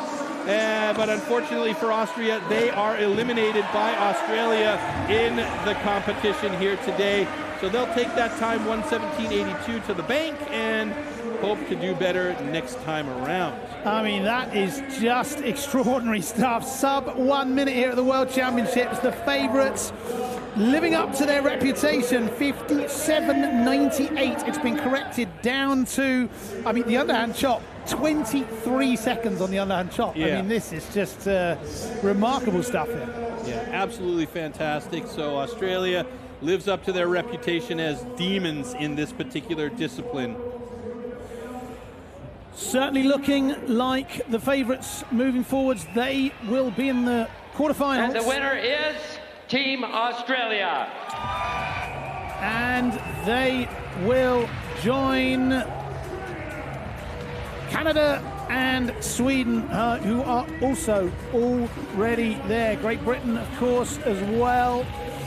Okay, it looks like the favourites are certainly living up to their reputation here. I mean, the speed, the smoothness, the calmness, that ability to not only be physically strong, but be mentally strong, right? Yeah, I mean, it comes with time and experience, and these guys just know absolutely every move they have to make. Jamie Head there with a beautiful cut on stock saw. Not forcing them an opportunity. it, right? Not forcing it. If you force it, you know, it could bog down the motor of the saw, and that's something that's really important with that particular discipline, is knowing your equipment. You got to be able to hear the motor and feel the motor, and if you push a bit too hard, the saw can start to bog down and lose power. But it was just an absolutely fantastic effort. And then, of course, Braden Meyer on the underhand chop, where, you know, he is the absolute master. He came in a few years ago at a trophy event and blew everybody away with the absolute speed that he was working on with the axe. And then everybody else in the world tried to keep up with him. And so far, you know, the guys are doing a great job to try and keep up with his speed of the axe, but there is just nobody faster. And then, of course, Lawrence O'Toole, a big man. He's tall, and he can really use that height to his advantage on this single buck here with a fantastic knuckles to tip stroke there. He's got an absolutely perfect form. And Hermann Heiligebrunner waiting for his chance to go. He is also incredibly strong in the single buck. Not as quite the long strokes, but he's got power and speed there. And then, of course, the final driver in the coffin for Austria was Glenn Gillum, the big man on the axe and the standing block chop. There's nobody quite as good as him in that discipline when it comes to the team competition. And Australia looks really relaxed heading through the I was going to say, you know what strikes me is that no cheering, no getting ahead of ourselves. Yeah. That's just one more round knocked off. Exactly. Meeting expectations. They can do the hugs and all of that business when and if they manage to win the thing at the end. But they've got to go through a couple of good teams. And speaking of a couple of good teams, Poland is one of those teams that they're probably going to have to battle against. Tail of the tape gives Poland the advantage here. There is Arkadiusz Drozdek. And Arkadiusz Drozdek, an absolutely fantastic athlete, national champion 2022. He'll be competing tomorrow in the individuals. We've got Christian Kaczmarek, Marcin Darga. I don't see Marcin on stage, so it looks like it's going to be Simon and Jacek Grunwald. It's going to be the Grunwald brothers, yeah. It's actually father and son. I beg your pardon. Yeah, so Jacek Grunwald will be on, I believe, warm up your saw. Stock saw, and we'll look for Simon Grunwald on the standing block chop. Arkadiusz Drozdek on underhand chop. However, they could have moved Marcin Darga onto standing block to give Simon Grunwald a chance to breathe. I didn't see who was actually on stage for their standing block, so we'll see here as they go up against Italy. Go. So Alessandro Chiapponi on stock saw, Jacek Grunwald on stock saw for Poland. And it's a good cut for Italy as they get a slight advantage going over to the underhand chop. And now we have Andrea Rossi going up against Arkadiusz Drozdek. A couple of legends also going with a ton of experience there for each other, moving over to the other side of their blocks pretty evenly with each other. Andrea Rossi, Arkadiusz Drozdek, who's going to cut through first here. It's some really nice cuts from Rossi, but Arkadiusz Drozdek getting through first, heading it over to the single buck.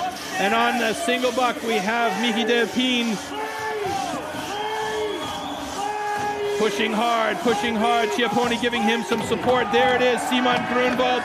He is an absolute beast for a young man coming out of the rookie ranks recently, and he is on standing block chop on the other side. Italy joins him on the other side now, but it looks like it's going to be Grunwald barring any major mistakes or broken axe handles or busted blades. Poland at a time of 105.55, and that means they are through to the next round. I don't see any flags or anything on the deck, so that's a good thing for Poland, and they're going to make sure that the other teams know they're there, and the other teams are going to suffer. Italy struggling on those last few drivers. A time of 1:22. Oh, and we have a flag on the play for Italy. It's for Italy. It's for Italy. They won't have qualified anyway. Poland have won the heat, but we will wait to see what the result of that was. That wasn't a million miles away, Italy, from their personal best. A good performance, 1:22. Their personal best being 1:16. So, yeah, there is an investigation, we're being told. We will see what the result of that is. But, wow, fast time and power and speed for Poland. Yeah, Poland's looking really good, and obviously they've been strategic in saving some of their power as they come down onto the result stage here. Okay, Team Italy, penalty, false start. The winner is Poland. Poland with a time of 1:05.34, good enough to take them through to the quarterfinals. Grunwald right at the end there looked absolutely terrified. Yeah, didn't he? Unbelievable. Standing block shot went through it like a knife through hot butter. Talking of knives through hot butters, here we see the smoothness, the elegance. And I'm not talking about the slow-mo shot, I'm talking about the athleticism. I tell you what, at this stage, at the underhand chop, the Italians were even just a little bit They were ahead. right there with them, and Yeah. I should say there's a small change I have to say is Miki Perrin was actually on the single block, and Michael Delpine, the national champion on underhand chop there. So just so that we don't throw anybody under the bus here, because things happen so fast out there that I just lose my marbles sometimes, especially after that Great Britain heat. Unbelievable. So we have seen some pretty fast times here in the round of 16 already. The fastest so far being Australia with a time of 57.98. But that 1:05 from Poland is not a million miles away, and those two really could be favourites moving forwards. But we are still to see a couple of huge teams. We are still to see the Czech Republic, the United States, and of course Australia's arch rivals, New Zealand. Yeah, New Zealand's going up against the team that managed the slowest time overall today, Hungary. So it's a tough job for Hungary. But like I said, you know, they're going to be working hard to make sure they put the pressure on New Zealand. And New Zealand knows that. You know, Hungary absolutely has nothing to lose here. So they can just go for it. They can break axe handles. They can break axes. They can break saws. Anything that they can do to try and win that heat is what they're going to do. The teams are already on stage, as we can see. We're ready for Heat 7. That's going to be the United States, who also have a sub 1 minute personal best, 51.28, going up against Czech Republic. We saw those scenes from the last World Championships in the Czech Republic. You were there. Yeah. Do you think they'll be able to bring that kind of energy with them today? I think so, yeah. We just see Nate Hodges chalking with Matt Kogar. Matt Kogar, the national champion for 2022, will be competing tomorrow in the individual. There you see Matt Slingerland. He'll be taking care of Stocksaw, Nate Hodges as well, out there with Jason Lentz. Jason Lentz traditionally very, very good on that single buck, and that's where we'll see him setting up. Martin Kalina and crew on stage there. Thumbs up, so the Czechs are looking pretty relaxed here. They also have really nothing to lose, and it's going to be Maciej Klima, who is the rookie European champion 2021, and he is competing under the junior class at this port. And Martin Kalina taking care of Stocksaw for them, and Martin Roussel is their Athletes national champ. ready. Bringing up the anchor position on standing block. 3, United States on the left, going up against Czech Republic on the right. Okay, very nice start there by both of these teams. I think it was a little bit quicker for the U.S. as they'll drop that cookie slightly ahead, maybe not, as goes over to Matthew Kogar on the underhand chop for the USA, and I believe that is Denik Maris, or maybe it's Ivan Babushka, I'm not sure, for the Czech Republic, but the U.S. is already on the other side of their block. Matt Kogar stepping down off the block to send it over to the big man, Jason Lentz. Jason Lentz. USA miles ahead. 2020 World Champion. We actually achieved that goal at our first event without audience after the COVID pandemic in Munich, Germany. And now moving over to, I think that is Nate Hodges on standing block chop. Yes, it is, as he gets deep into that first side. And the Czech Republic has finally started on their standing block chop, but it's the United States by a mile as Maciej Klima does his best to try and work this block here. So Maciej Klima in a egregious position to anchor the Czech team past the 1:15 mark, and he's doing a great job. He's a strong young man, great character. Very, very friendly fella, but today his friendliness just didn't pan out to talking to the log and then trying to convince the log and the block to drop. A great effort by the Czech Republic, but we'll see them eliminated, and the United States will move on to the quarterfinals. Yes, they will. We're seeing Team Czechs, fans, family and friends there. They've come a long way to support their team. It wasn't quite enough today, but great showing this morning in the qualifications and again here. And the USA are just in a different league, aren't they? Well, I don't know if we can say they're in a different league than the Czech Republic. They're definitely up there among the top athletes and teams, and so is the Czech Republic. And the winner is USA. There is the confirmation that the United States go through to the quarterfinals with a slightly adjusted time of 1 minute and change. Yeah. We are just about making under the minute. Starting exactly to get a feel for these performances here.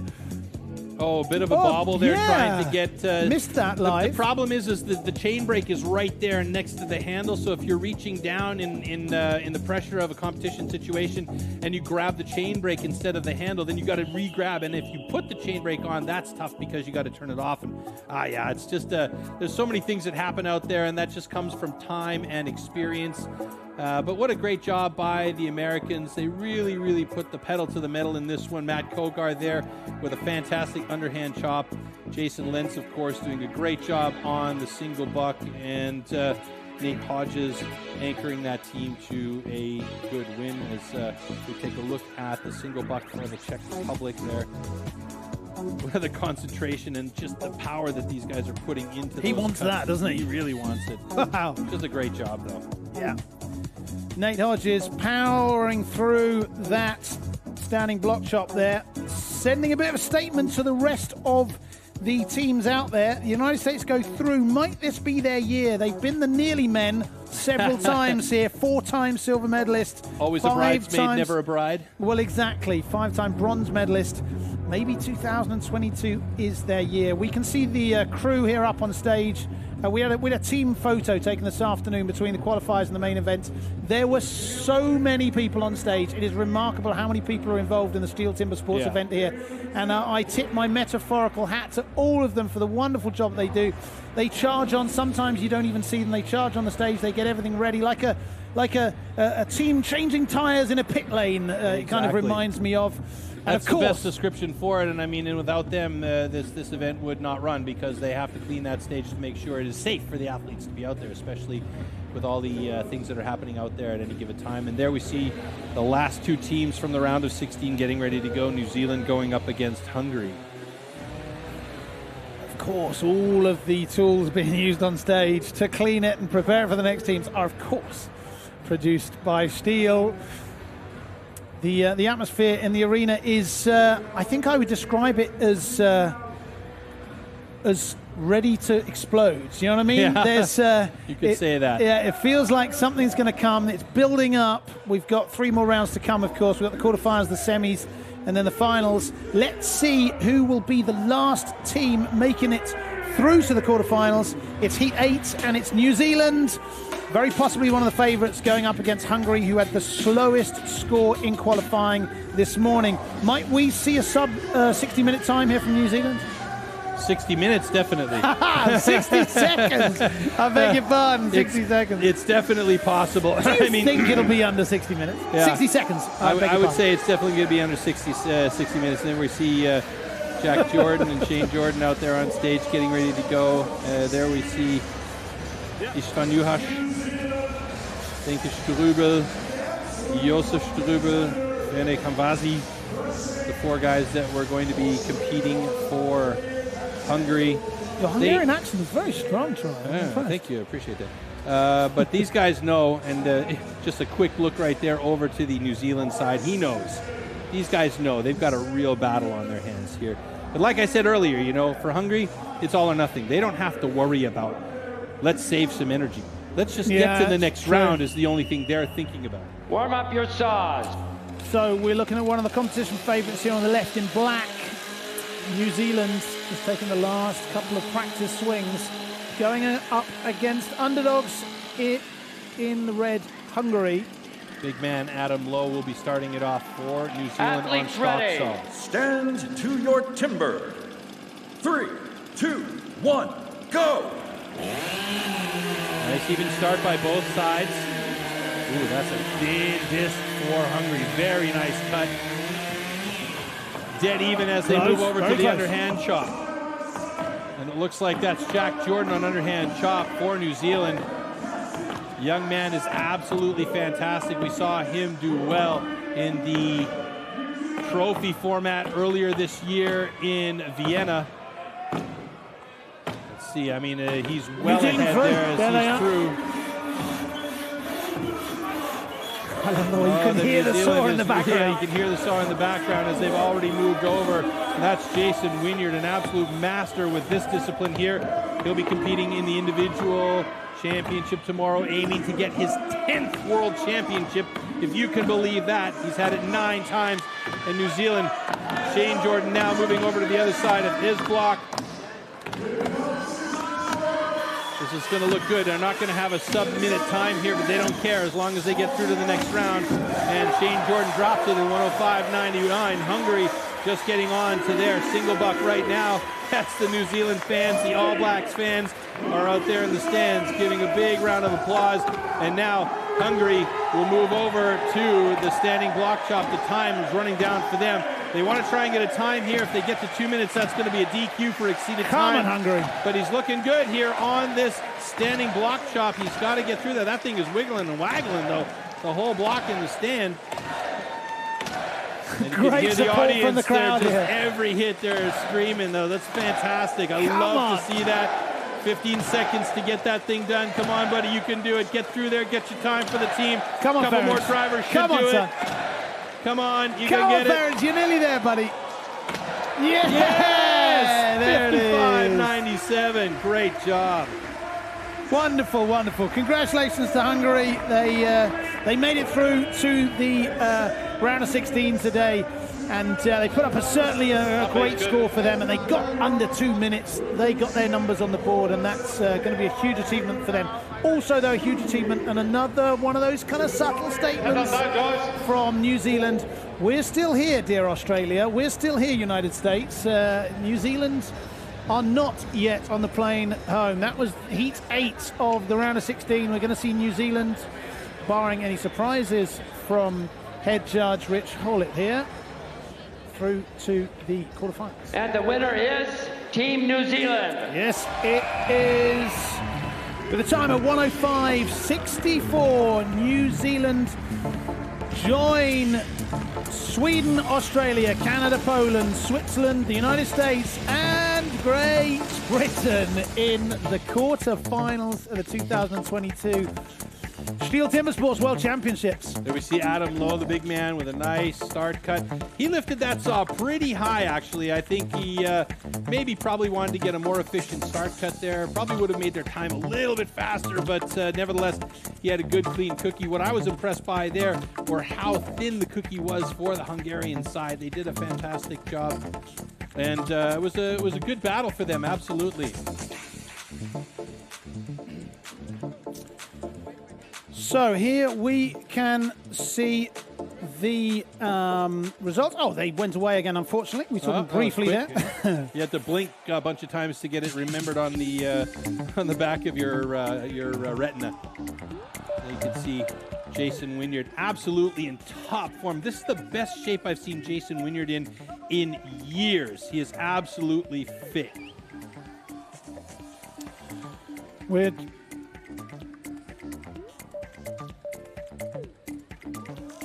So we're seeing the last blows here. There and it is. It's very, just very important to be loud because, you know, with all that sound, all that craziness, spanking it away. We need to see you guys to get the chance quite a performance to get a real nice prize. New Zealand here. They are going to be in the quarterfinals. Some and you know Timbersport what? merchandise. They might go a little bit further than that. I've got a feeling about What them about today. you guys over there? You know, they're yeah, look at him.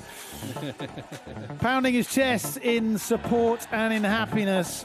Brilliant stuff. And that was so nice. Yeah, fantastic I'll battles go for another there. By far the most exciting one for me was Great Britain up against France in that one heat. I mean, it was unbelievable how close it was, and it literally came down to an axe getting stuck. What about you guys over here? Can you see me? That was a difference maker. One single driver. Make some Amazing. noise. We've seen some close ones, but that was definitely the closest. But the interesting ones for me have also been Australia, New Zealand, USA saying, you know what? We're here, and we're gonna perform, and we're gonna be involved today. Particularly Sweden with an axe breaking and the wherewithal for Emil Hansen to get the other axe, take the block out, and he's good to go. Sorry to interrupt you. What we can do is we can go to a split screen here, yes, let's and we can check see that Australia on the left against United States on the right, and we can kind of compare like for like. Here we go.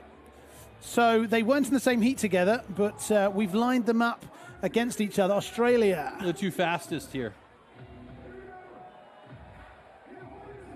So the United States were slightly ahead at the underhand chop. At the underhand chop. But you can see actually, that's a great job by Matthew to get around to the other side, especially going up against the Australians. I mean, they're so fast there. And then moving over to Lawrence O'Toole, keeping right in pace with the big man, Jason Lenz. I mean, these guys are dead even. They're two big men, long legs, great form on that single buck. But look what it comes down to right here. This is just an absolutely monstrous event for the Australian side. And boy, they were really, really close. I tell you, it doesn't get much closer than that, right, between these two guys. And there was Glenn Gillam with those final drivers that did it 1, 2 strokes ahead. Unbelievable. So close against Nate. What strikes me is that neither team celebrated. They knew that those were times that they were going to have to put up, and they are both through. Okay. Why bother celebrating when you haven't won anything yet? You still got to get through the quarterfinals, semifinals, and to the finals. So there's still some time to go. Yes, there is. We're going to take a short break here. We will see you in a couple of seconds. Please support our sponsors because they support us. The Liebherr TA230. Powerful, dynamic, unstoppable. Our newest addition to the family.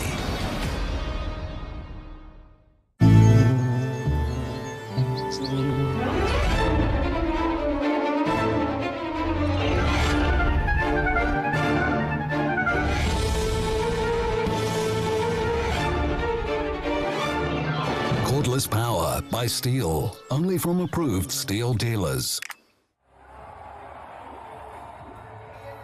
Welcome back here in Gothenburg, Sweden, where we are at the quarterfinal stages of the World Championships, STIHL Timbersports 2022, the team event. I love the fluidity. I love the way that it's not just about me and not just about my power. It's about that symmetry and timing. Can I slip in and help out my next teammate so that he can pick up the baton and move on? It's about team symmetry, and look at that audience right there. That is just fantastic. Full house here tonight at the Partille Arena here, where they're normally playing handball in Gothenburg. But tonight it's all about the team championship, and look who is up next. Oh, unbelievable battle boy. here. Possibly the best Timbersports team in the world, Australia, going up against definitely the favourite Timbersports team in Sweden. In Sweden, the locals here. We had some VIP groups popping into the studio earlier, didn't we? A number of Swedes. We had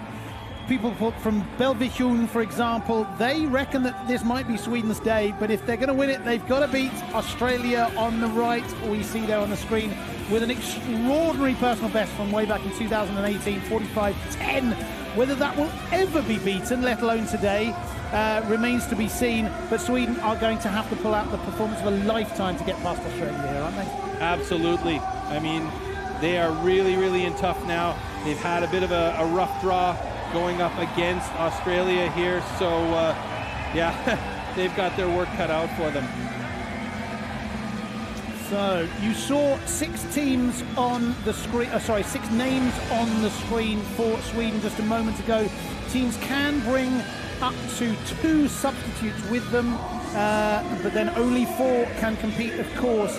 Here in the quarterfinal, it's going to be representing Sweden. It's going to be Emil Hansson, Ferry Svan, Pontus Sky and Kalle Svarding, and they will be going up against the Australians, Lawrence O'Toole, Jamie Head, Braden Meyer and Glenn Gillam. It looks like, if the information that we've given here is that Brad DeLoza will be sitting out this round, or do I see him there on stage? I don't see Brad DeLosa. Normally we would see Brad on that single buck, but it looks like it's going to be Lawrence O'Toole on single buck. 3, 2, 1, go! Sweden in yellow versus Australia in green.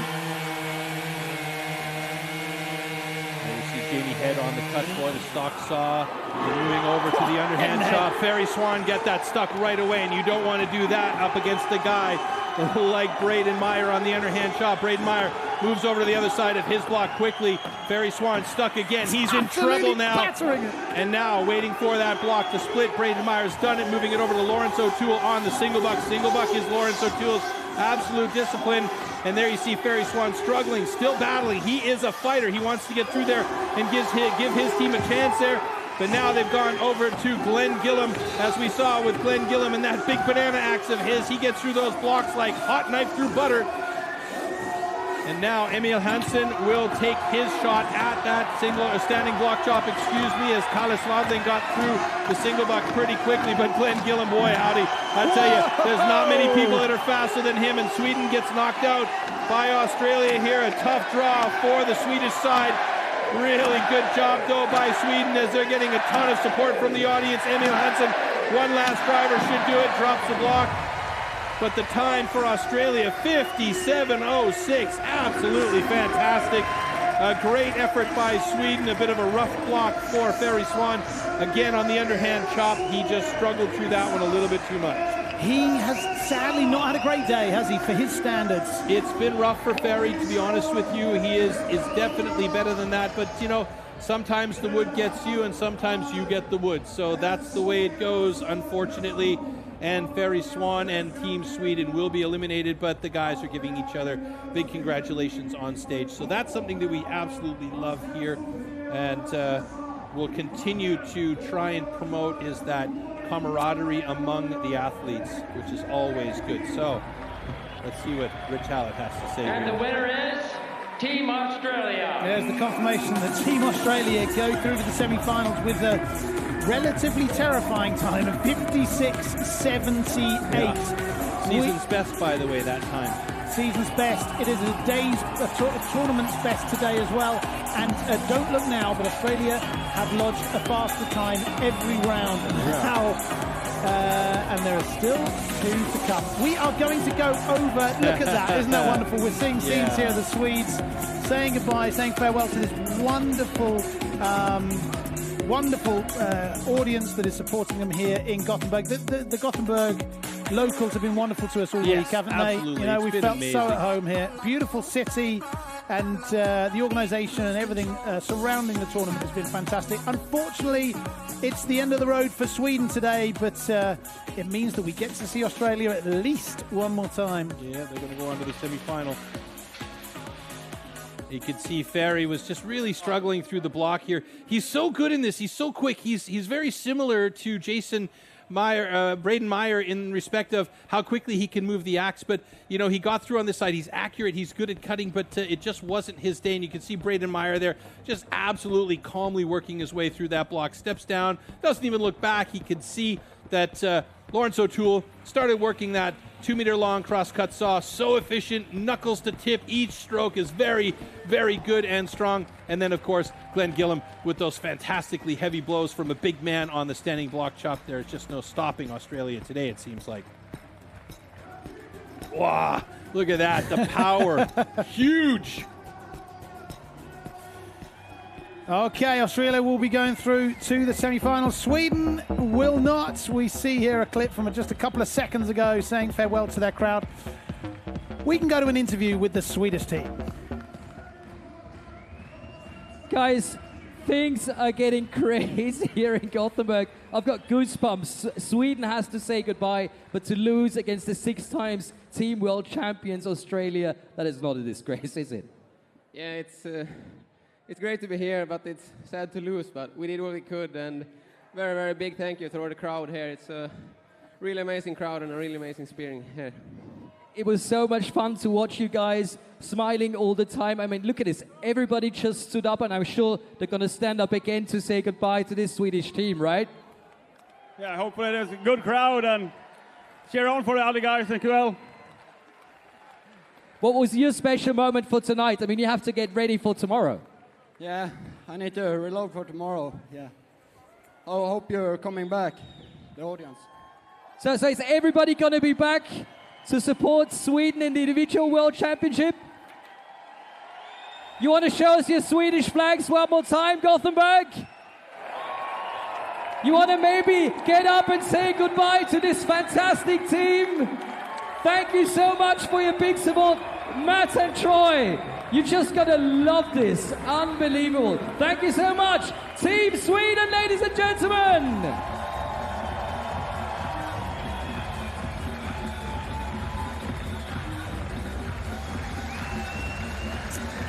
Okay, great scenes here in the Partille Arena as the Sweden fans say farewell to their plucky performers there. It wasn't meant to be for Sweden today, but you know, a shout out here for Florty, for Marcus Flort, who just does a wonderful job here at STIHL Timbersports in the arenas, getting the crowds going, doing the interviews, those kind of things. We'll be talking to Florty again as the day continues. And as he rightly said, and we should remind our viewers back home as well of that, this is only the first of 2 days this weekend. Correct. We have the individual world championship tomorrow. Yes, we do. Arena is completely sold out.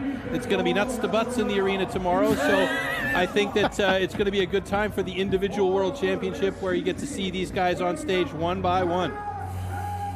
I can't believe that you got away with saying that on a live international stream. You are a legend of the sport, Sir Speaking of legends of the sport, it is time for your home country. A little salute here in the studio from Troy for his team, Canada, going up against Poland. You saw there their personal bests, almost identical, nothing in it.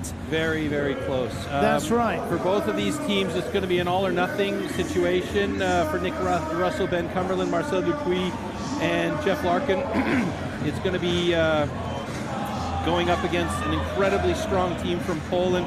I don't see Arkadiusz there. He could be taking a break on this one, but there you see that is Mika Dubicki. Mika Dubicki is going to fill in for Arkadiusz on the underhand chop. That means we're going to have Jacek Gronwald starting things off on stock saw. Then it'll go over to the big man, Mika Dubicki. He's very quick with that axe on underhand chop. So Marcel Dupuis, who is his competitor on the other side on that discipline, is going to have his work cut out for him. Then Christian Kaczmarek will be taking care of that single buck. And then, of course, Simon Grunwald, the anchor, bringing up the rear on the standing block chop. This is going to be a real tough battle. Neither one of these teams are going to give an inch. The times are very, very close on the tail of tape. Here we go. It's the second quarterfinal, Canada versus Poland. The Athletes ready. World Championship team, bronze medalist 2018 Canada against the silver medalist from 2017 Poland. Starting off with a pretty clean cut, dead even as they move over to the underhand chop, and you can see right away that is the big man Mika Dubicki in the white and red, but it's Marcel Dupuis who actually moved over to the other side of his block, just about a half stroke to a stroke ahead of Mika Dubicki. So it could be an interesting battle between these two legends on that underhand chop, and who's going to start the single buck first. Dubicki struggling to try and find it. He's got to step back up and get through and make sure that's really definitely done, but it is Canada who started a little bit ahead of Poland on that single buck.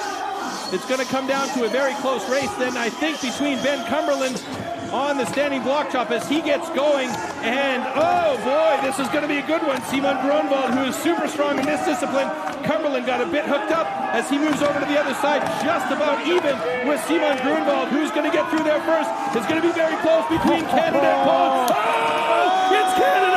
Just by about 2 strokes. Oh my goodness, Canada eliminates Poland here in the quarterfinals. A fantastic result. I can't believe how much I'm spinning all over the place here, but I'm so excited for Canada. That's fantastic. And what a fantastic effort from Poland as well. Simon Grunwald looked like he was going to make it really difficult for the Canadians, and he did. But Ben Cumberland kept his cool and made a fantastic final couple of cuts with an amazing, massive driver at the end. I can confirm to you, for all of you out there who don't have spitter vision, Maiko comes here was going absolutely crazy. We got showered. Max, the cameraman, didn't know where to look. But, you know, I'm happy for you, sir. I'm happy for your team here that's got you through to the semi-final. Canada, what a performance, what a time. Almost 1 minute dead. There it is, with a time of 1 dead and change. Canada go through to the semi-finals. Wowzers, was that close. I think I broke my hand clapping our hands so hard together. What a fantastic effort from the Canadians. I mean, wow, wow, wow. Oh, Canada. You can't say it any better than that. Nick, Ben, Jeff, Marcel, just a fantastic effort by those guys. Let's take a look back at the slow-mo here. Beautiful start. Really nice, thin cookie. Dead on the line. Perfect alignment there as he gets through there. You see the way that he's going down with the saw as the saw goes down, right? Yeah, I mean, there's different styles that you can use, but that was just beautiful effort there. The thing that was really surprising for me, and I know Marcel Dupuis is absolutely on point at the moment, but I was really surprised that he did that well against a monster like Mika Dubicki. He is so good in that discipline, but right here, he stepped down, had to step back up, and then take 2 or 3 more drivers to get through He's there. got to be very careful that he does get his foot back up there, right? He that can't could be a DQ. make another swing while his foot is on the ground. He has to be secure on top of the log. And right here, this kid, Simon Grunwald, I mean, he makes everybody shudder, and you can see the Polish team screaming and yelling at him to get going and moving on, and our cameraman, Basti, in the background trying to get out of the way of the flying chips. But Ben Cumberland, look at the final driver here. Watch these last few chips fall out, and on the background, you could see Simon Grunwald so close. Unbelievable effort. And I mean, these guys are looking fit and fast in Canada, so I'm really happy about that. Canada join Australia in the quarterfinals. Semifinals, buddy. I beg your pardon. Canada and Sweden join Australia in the semifinals. Yes, they do. We are going to take a short break here, and we're going to get a word from our sponsors. One of them is Ford.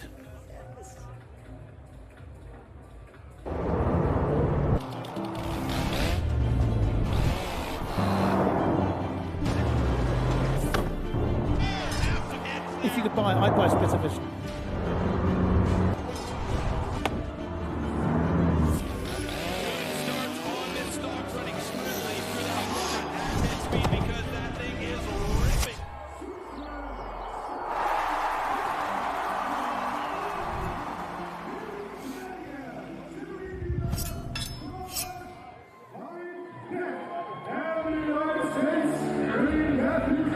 No wasting time anywhere today here as we get into the next heat. Time for Heat 3 of the quarterfinals. It's Switzerland against the United States of America. Personal bests around the 1 minute mark, so we could see fireworks here in the third quarterfinal. The team of Switzerland will be represented by Geisler, Reinhard, Gnadinger and Bühler. And the United States will have the two Mats, Slingerland and Koga, the big man, Jason Lentz, and their team will be wrapped up by Nate Hodges. Now, I don't want to jinx anybody here, but I think that Switzerland's going to make it real difficult on the USA in this particular heat. I don't know why, but something tells me that they are absolutely on fire as the guys get their stars warmed up and ready to start this battle. Okay, quite a prediction from my co-coms here. Let's see whether his prediction comes true. We're looking at Switzerland, bronze medalists back in 2010, going up against perennial semi-finalists, United States. Nice start cut for both teams. Switzerland looking pretty solid here. The USA very good in this discipline as well, as both of them get over to the underhand chop. Christoph Geisler going up against Matthew Kogar, head-to-head in this heat on the underhand chop. It's going to be Matthew Kogar moving over to the other side. Christoph Geisler still working through on the first side of his block, so a bit of an advantage now, and I might have spoken too soon for Switzerland. Christoph Geisler moves over to the other side now, and you can see the United States is already through. Jason Lentz now on that single buck, not giving any cares in the world. He wants through there. Oh, and the big slaps in the way for Christoph Geisler as he is really struggling to get through that block. Major disadvantage for Switzerland at the moment, and they are already over to Nathan Hodges on that standing block chop as he gets working the first side. He'll switch over to the second side fairly quickly here. And now Pierman Gnadinger starting on the single buck for Switzerland, but it's well and good too late for Switzerland as the United States just passing the 110 mark. Nate Hodges working on the second side of that standing block job should get it done and dusted. Oh, that thread holds on, a little tap, and they are done in 117.68. And that means the USA has just eliminated Switzerland in this quarterfinal. Proving ultimately and definitively that your prediction was absolutely wrong. The United States at the time of 117.68, which very interestingly, if they had been in a heat up against Sweden, wouldn't have been enough. So it's not about the times, it's about beating who's in front of you, and that's exactly what the United States have done here. It was the slowest quarterfinal heat we've seen so far today, but those things are also to be expected if you think about the amount of effort these boys have been putting in all afternoon here. We're also seeing a changing of the guard in Switzerland as well, with Oliver Reinhardt coming in. Right. He's going to be one of those guys that's leading that team and dragging them kicking and screaming into the next level of athleticism. So we're going to see Switzerland definitely stepping up onto the main stage sooner than later. Just waiting for the last two Swiss athletes here. Here they come. Not a bad time at all from the United States, and 117. The winner is Team USA. But it is currently a few seconds away from Australia and Canada, so it'll be interesting to see whether the United States will just kind of keeping something in reserve, so to speak, for the semis. Might be playing it strategically. It's hard to say. Yeah, it is hard to say at this stage, but you've only got to beat what's in front of you, and that's what the United States did there, although it was a good start from Switzerland. Very good start, and actually the stock saw was about as even as it gets in these two heats here, or in this one heat between these two teams, as both of the teams moved over to their underhand chop. The thing is that Christoph Geisler he didn't have the melon that he needed on the underhand chop. He had a lot of material in the way on a couple of his drivers there, and that just makes it a lot tougher, and he stepped down. I didn't see that earlier during the heat. He stepped down and needed to make sure he was back on top of that block before making the next swing.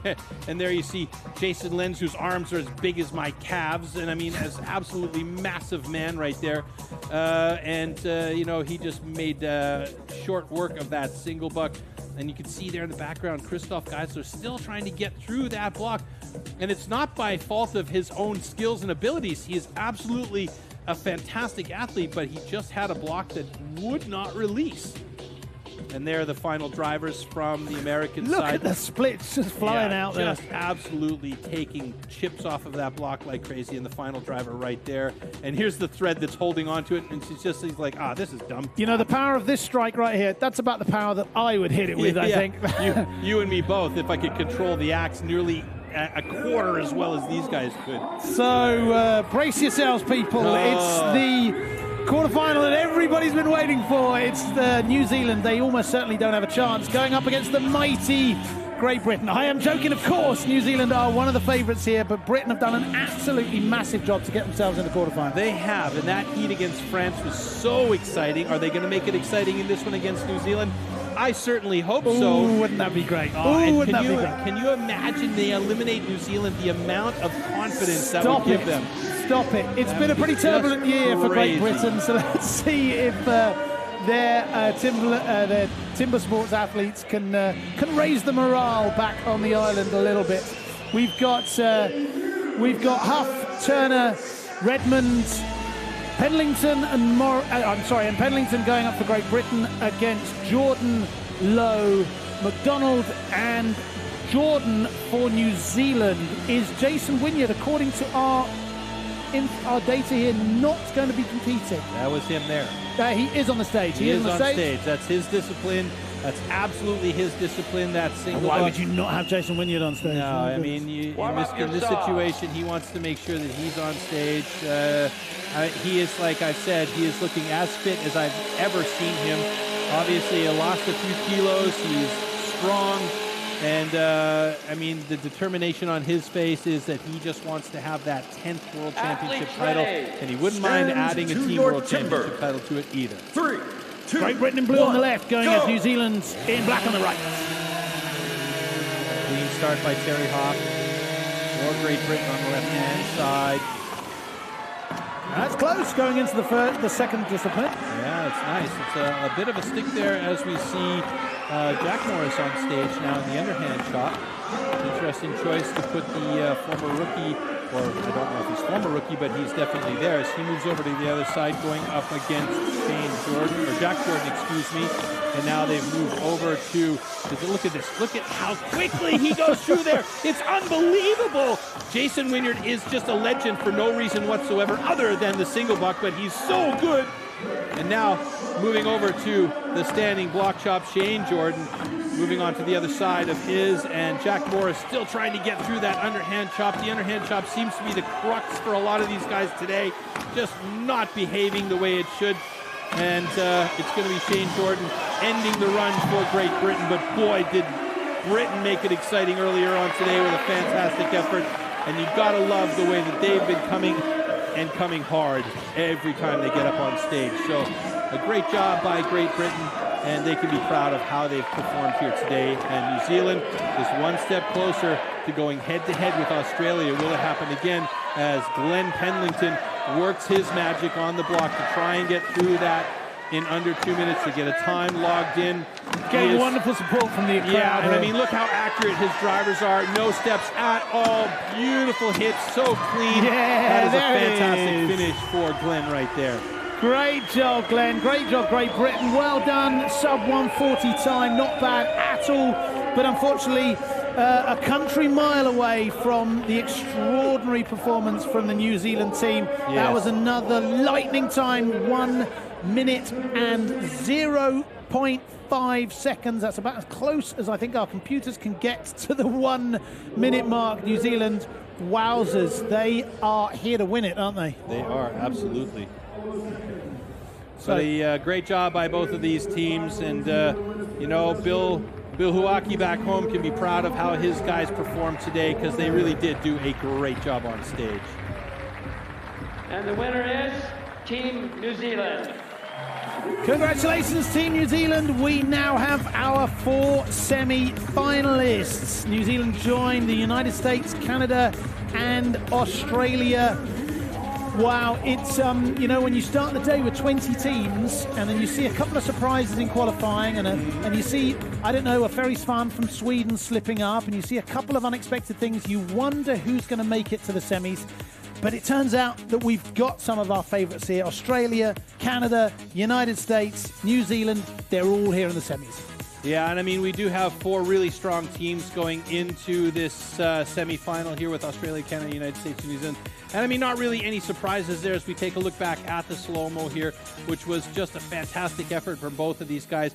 Unfortunately, Jack Morris really struggled with that block, and I don't think it had anything to do with Jack Morris either. It's just the block is, again, a real problem for the underhand chop for these guys today. So, I mean, an absolutely fantastic effort for Great Britain. They've done a great job here today to really be clean and solid and make everybody work for every ounce that they took from them.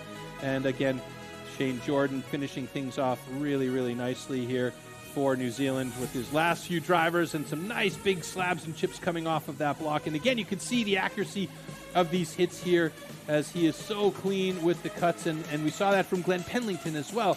He's so clean with the cuts when he gets up there. There's just really not too many people that are better than Glenn Pendleton with the accuracy of the hits. So a great job by Team Great Britain as well as Team New Zealand in that last heat, as we now get ourselves set for the semifinals. It's going to be exciting. Oh, yes, it is. It's going to be Australia, Canada, United States, New Zealand. You know what? We're excited here in Sweden. This is 2022, the Team World Championships. Yep.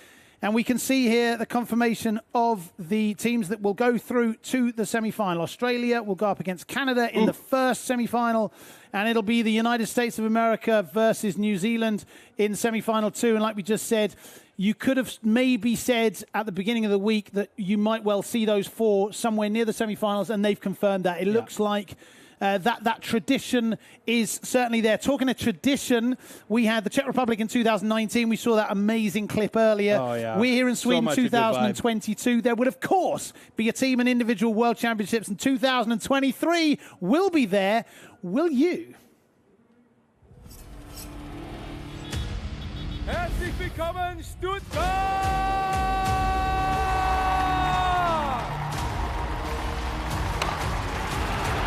A new world record for Sterling Hart. To celebrate the 90th anniversary, STIHL has brought the STIHL Timbersports World Championship back to Stuttgart.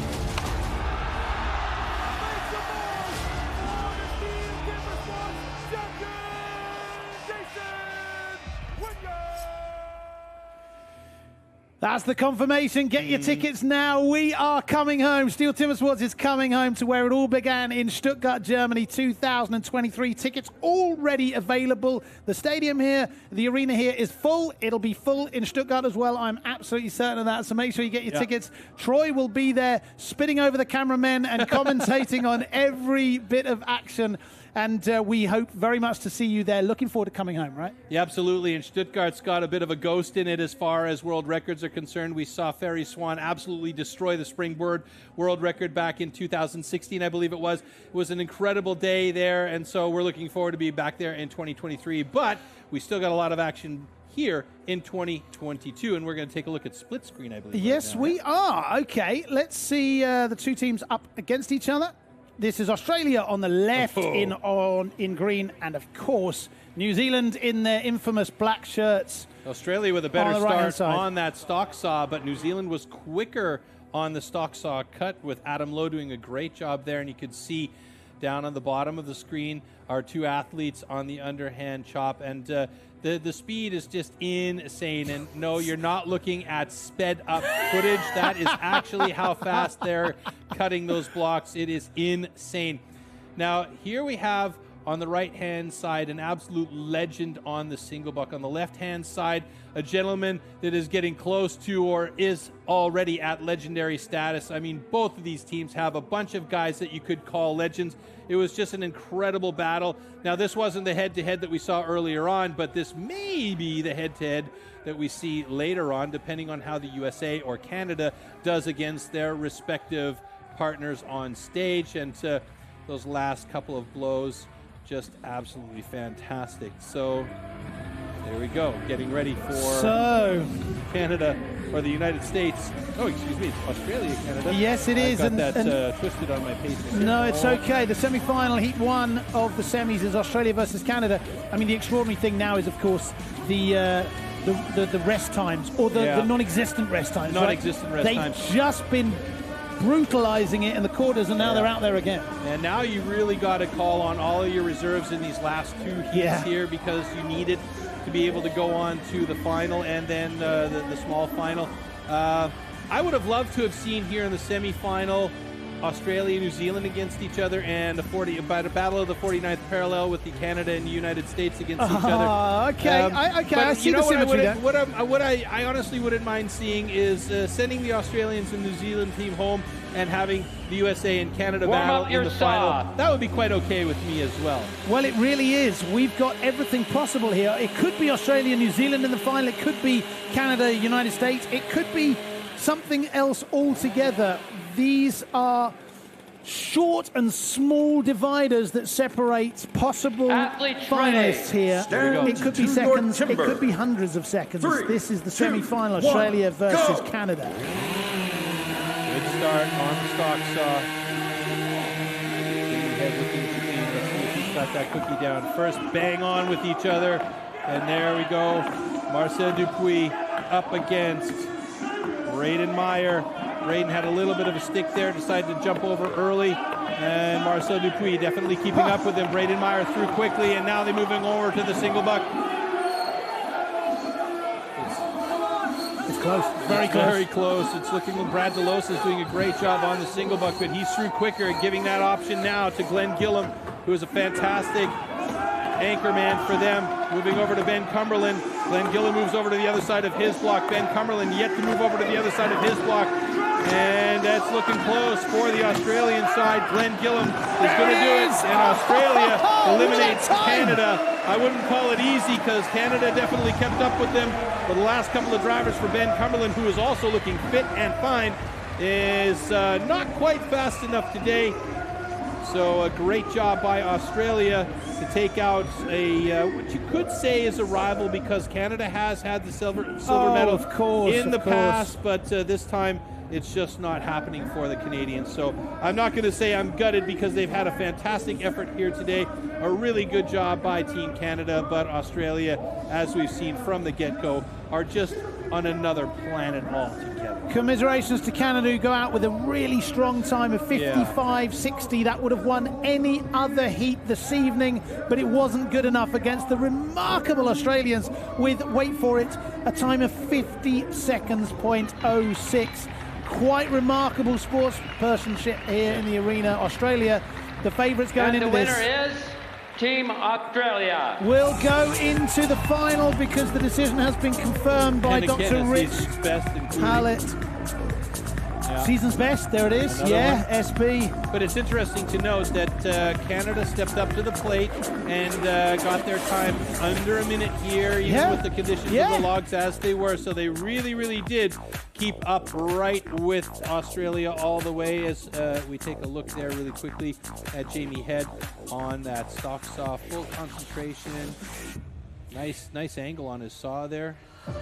You know what, Troy? I said flippantly earlier, we're almost certainly not going to see the world record 45 seconds topped, but they're only 4.5 seconds away from that. I mean, this is scary, and they're getting faster and faster. It is scary. They are getting faster and faster, but let's be honest. I mean, you know, you got to have ideal conditions for that to happen here. And There you see Braden Meyer breaking through. Marcel Dupuis, again, underhand chop was the problem for a lot of people. Braden It's been Meyer, tough today, hasn't it? It's been really tough, and I think, you know, like I told you, and Jolanda Gnadinger has helped me a lot with understanding what the axis that they're using, the differences between a wedge axe or a banana blade, or you know, the different axe head shapes that cut through the different types and the conditions of the wood. So it seems like Australia is really, they've got their surfboard set for the wave perfectly. You know, it's absolutely on point today, and it's been working for them. Canada's done a very good job as well, but Jesus, Glenn Gillam, he is just a powerhouse. You watch these last two drivers for him, bang,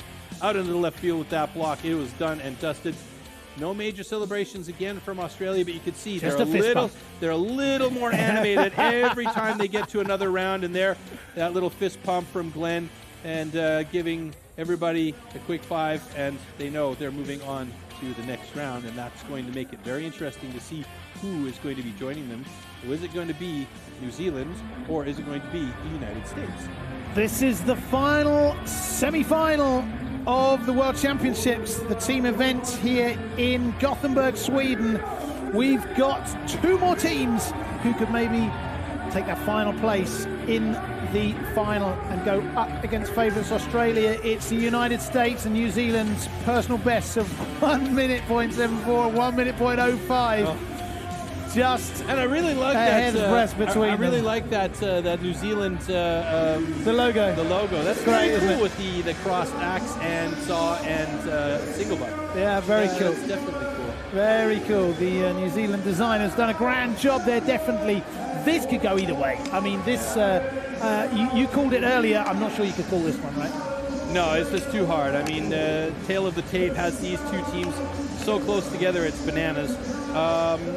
You know, each of their athletes can stand up to each other any day of the week on any of these disciplines individually.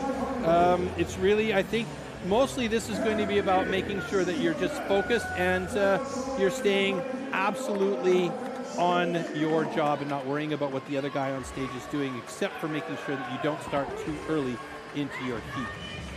Giving all the squad members of New Zealand a shout out here. We're going to see four from Wynyard, Jordan, McDonald, Glow, Jordan and Bolstead, and they will be going up against the United States. Matt Slingerland, Matt Koga, Jason Lentz, and Nate Hodges. Jason Wynyard actually taking a break in this one where he's normally on that single buck. Athletes ready. Being moved over by Nate McDonald, I believe, is on that single buck. Will we see Jason again in the final? Definitely. That's a cool United States versus New Zealand. Yeah, that's assuming they make it into the final, but this is a big call right here as they move over to the underhand chop. Matthew Kogar going up against Jack Jordan. Jack Jordan has shown his peaches in this one, and he's been very good, but it was actually Kogar over to the other side first. He's looking very good as he is through in a nice good time, and this could be good for the United States as they move on to Jason Lenz and that single buck. We know he's solid here. And Jason and the team can smell blood in the water as he's cut it down. And now moving over to Nathan Hodges. He's going to make it hard, but we've got a big man, Shane Jordan, on the standing block chop. Hodges is over to the other side. Is it possible that the United States is going to eliminate New Zealand here? It's very close. Let's see who's going to get through that block first. Is it going to be Nate Hodges or Shane Jordan? It's so close. And coming down the last couple of balls, the United States has just eliminated New Zealand. A fantastic effort. And that means the USA will go on to battle Australia, and the United States will take on Canada in the small final. Holy smokes, folks, what a finish there between two absolute monster teams. And I said it right away, you can't tell what's going to happen between these two teams. Incredible effort. You just can't call it. United States at the time of 56:30, 3.65 seconds faster than New Zealand at just over 1 minute. Wowzers! I've got to say, I thought that was going to be New Zealand's ball game, but what a performance from the relay team from the United States there. Yeah, it was. Absolutely fantastic job by the USA. Jason Lenz, he knew that they were ahead when he got onto that single buck. USA! There it is! Jason Lenz just absolutely went to town on that single buck with a great job, and that gave them the major advantage. But Matthew Kogar with a fantastic underhand chop to make sure that Jason Lenz had the advantage. Jack Jordan, unfortunately, not quite as fast as Matthew in this one. What a great job by the USA, also by New Zealand, but unfortunately New Zealand knocked out in this one as we take a look back here. They do. We are going to see the United States in the final with a time of 56.03. It was corrected down a little bit. You know what? Interestingly, had they gone up against Canada in the semi-final, Canada would have been there. It's only the third fastest time from the semi-finalists today, but it doesn't matter. It's enough to put them into the final. Exactly. And the shock is that the favorites, one of the favorites, New Zealand, are going home. So there's going to be no revenge for New Zealand against Australia today. It's going to be about how well America, the United States, can do against Australia. Look at those blows. Yeah, and absolutely fantastic. There you can see Jack Jordan working his magic on the block. Just wasn't quite fast enough. He got through, and then they started working the single buck. By then, halfway through the single buck, they were already on the standing block for the United States. There's Jason Lenz just putting everything he's got into it. The huge man, long arms, long legs, power non-stop. And here, the last couple of drivers, boy, it was pretty close right up until the last hit there. And then the United States with a great job.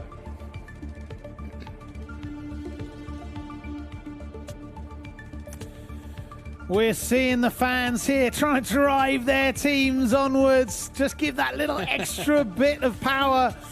It is a respectful round of applause, though, at the end for the New Zealand fans because their boys have gone home. Wow, I didn't see that coming, Troy. Well, I mean, I didn't see it coming either, quite honestly, but looking at the four teams that made it into that semifinal, you could flip a coin, and it's anybody's guess who's going to beat the next team on stage. And I mean, quite honestly, if it was America and Canada in that semifinal, it could have been Canada going into the final because both of these teams were so incredibly strong today. And we saw as these teams progressed into the next rounds, they got faster and faster. The adrenaline started pumping. They started taking that adrenaline and that effort that they put into it and really getting rid of the strategic play and moving on to the really hardcore play. And right now I have in my hands the cards for America and Australia who will be battling it out. But before that, let's take a look at some split screen action. Let's do just that. We can split the screen here and we can see the two teams going up live against one another. Here we go. Australia are obviously in the green on the left and the USA on the right. Similar let's call starts. this a preview of the final. Different techniques so we there, only have you see. two more heats in front of us. Interestingly, but look at the speed. The heat there. for the bronze medal on the underhand shot, and the heat for gold. I mean, Braden Meyer is so quick. He was over. If we compare the times on the underhand shot, he was over faster than Matt Kogar. He got through it a little bit faster than Matt Kogar, but just a smidge, like 4 strokes. And then we see. And Jason Lenz is so strong on that single buck, and there was an option there for him to catch up, and he did do a great job. And then heading over to Nate Hodges against Glenn Gillum. I mean, I don't know if I would want to go up against Glenn Gillum. He's a big man with a lot of power, great accuracy. Nate Hodges really working that axe beautifully on the block on the other side there.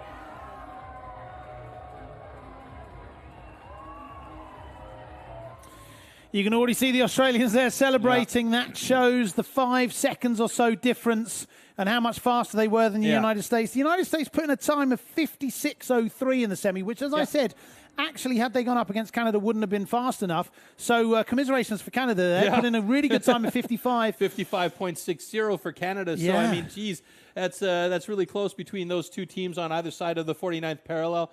But you know what? It is the way it is. It's the luck of the draw sometimes, and you got to be good to be lucky and lucky to be good, as we say in ice hockey, and that works also in STIHL Timbersports. So you might have seen a lot of the wood being battered all over the stage today.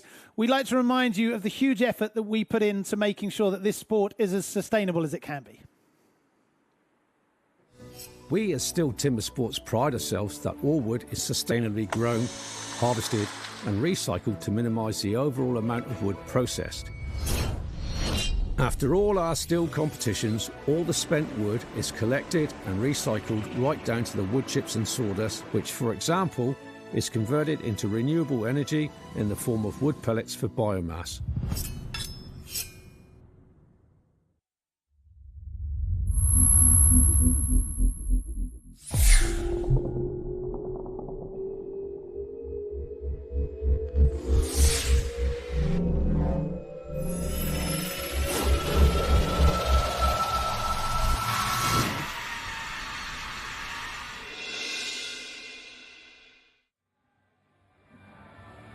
back in the studio. We're welcome back. I was told that we were going to go to a commercial break, but we're back. Surprise! We don't need a break. We don't need a break. We are quite happy to carry on. We're here in Gothenburg. For those of you tuning in, where the heck have you been? I know, you missed all the fun. We've been here for a couple of hours, and we are through to the final stage. We have seen the team list whittled down from 20 to 2. Those are the two semi-finals there, and the winners get slotted into that final, the Australia versus the United States. But, of course, here in Timber Sports, no one goes home empty-handed. There is a so-called small final, the third-place playoff, and this will be played off today against Canada and New Zealand. It will be very interesting to see whether the Canadians and the New Zealanders can draw on that, remaining little bit of energy, because after the disappointment of not making the final, can you go one more time? Yeah, timing-wise, if we're looking at the way that the Canadians have been performing all day long today, they are slightly faster than New Zealand, so that's going to be going through their mind, and they want to have the bronze medal. Let's face it, they want to go home with a little bit of hardware on their chest, so they're going to be working hard for it in this small final coming up. Talking of hardware, check this out. In our STIHL Timbersports series, we use the MS661. To gain maximum power and sustainability, we've now developed this recent fuel called the Motormix Eco. This is a special fuel that is user and environmentally friendly. Motormix Eco contains a 10% share from raw materials developed from renewable sources. This leads to lower CO2 emissions compared to other special fuels. Ich habe den neuen Kraftstoff STIHL Motormix Eco in der Disziplin Stockstar mit unseren Athleten ausgiebig getestet, und wir haben dabei festgestellt, dass die Ergebnisse im gleichen Leistungsbereich liegen wie mit unserem herkömmlichen Kraftstoff, mit dem großen Vorteil, dass wir einen Kraftstoff haben, der die gleiche Performance hat und dabei deutlich weniger Emissionen erzeugt. Welcome back here in the studio just outside the Partille Arena in Gothenburg, Sweden. Thanks to Spike and Jörg for the presentation of some of those STIHL products. Remember, this is all about STIHL Timbersports and the incredible support that the company of STIHL puts into this remarkable sport. We are ready for the small final, the third place playoff. We're going to see Canada go up against New Zealand. They must be absolutely exhausted here. The breaks get shorter and the expectations get higher. It's going to be Heat 15, the second last heat of the day, Canada versus New Zealand. And there you see just previously the tail of the tape, 55 and change for Canada, 10003 for New Zealand as the day goes on. And that's not much of a difference between the two teams, but it's an advantage for Canada as they get ready to rock and roll here. So this is about third place on the podium, the bronze medal here for the Team World Championships at the STIHL Timbersports World Championships 2022 in Gothenburg, Sweden. Last-minute preparations, and by this point in the game, these guys won't be nervous. They'll be relaxed. They'll be in the zone. They won't hear anything that's going on around them. They'll be paying attention to what they need to do on stage and making sure that they're absolutely focused on the task at hand. It's that challenge of shaking off the disappointment of just a few moments ago and going one final time. Who will finish third in the Team World Championships this year? It's going to be tough. Canada in the reds versus New Zealand in the black. One last time, boys. Athletes ready. Stand to your timber. 3, 2, 1, go! Nick Russell and Adam Lowe starting things off on the stocks off for both of these teams as they get those first cookies done. Jack Jordan now working underhand chop as we look at Marcel Dupuis on the underhand chop for the Canadian side. Jack moving over to the other side, about one stroke ahead of Marcel Dupuis. Could be a good battle between both of these teams as they come down to the wire here. And it's Jack Jordan getting through there before Marcel Dupuis. Marcel a couple of strokes behind, moving over to Jeff Larkin now on single buck. And it looks like Nathan McDonald on single buck for New Zealand, but New Zealand now with the advantage. Ben Cumberland starts on his block but gets stuck a little bit Shane really go to the other side. Boy, these are some big drivers going in for both of these guys. Cumberland has an opportunity now to hear and to play catch-up. Will he be able to do it? Nope, not this time. It's going to be New Zealand. And look at the time for New Zealand, 54.88. And Canada still under a minute and 59.30. Brilliant stuff. Wow, brilliant for both of these teams. And that just tells you where they're at skill level-wise. They improved on their times at every stage of the game today. Incredible. Huge cheers from the New Zealand fans here. They can see themselves on the Jumbotron, and they know that their team finished third here at the World Championships. An absolutely massive performance by New Zealand.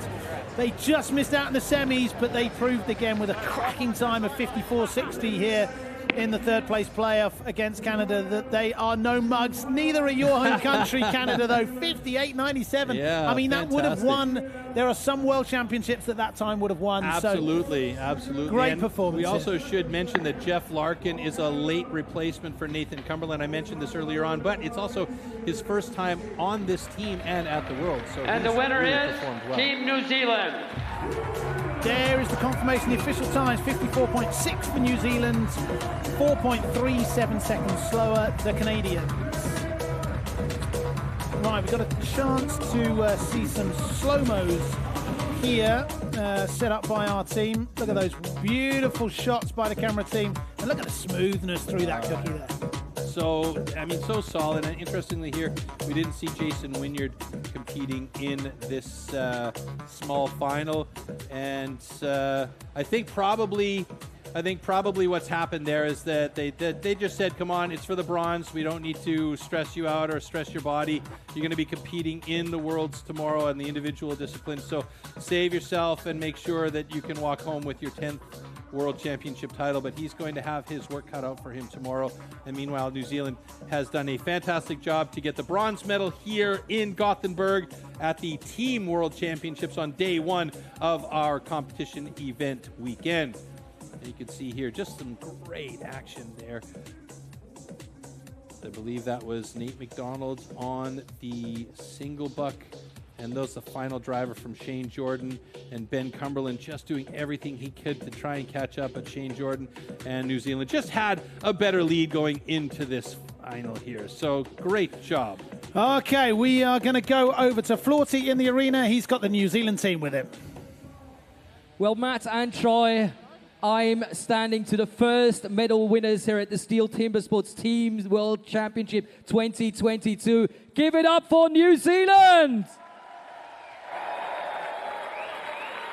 I can see you guys smiling, but you don't seem to be completely happy.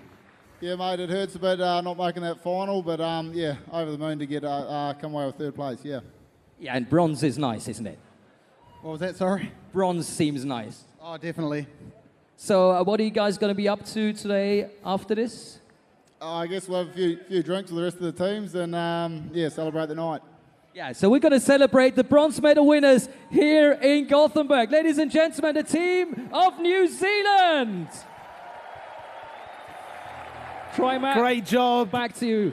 Great job, Florty. Great job, New Zealand. Well done to all of you. Thank you to your fans as well. We hope that you enjoy the rest of the evening. I don't know what's in that cup, but the guys it's almost certainly... were doing a haka up there. I would love to see that from Team New Zealand one time. I just love that. It's so awesome when we can pull that together. If Anyway. you look closely on that disc that the cameraman is currently zooming out from, that is what it's all about. That is the Team World Championship trophy. If you'd look closely, you would have seen the names New Zealand and Australia popping up pretty regularly.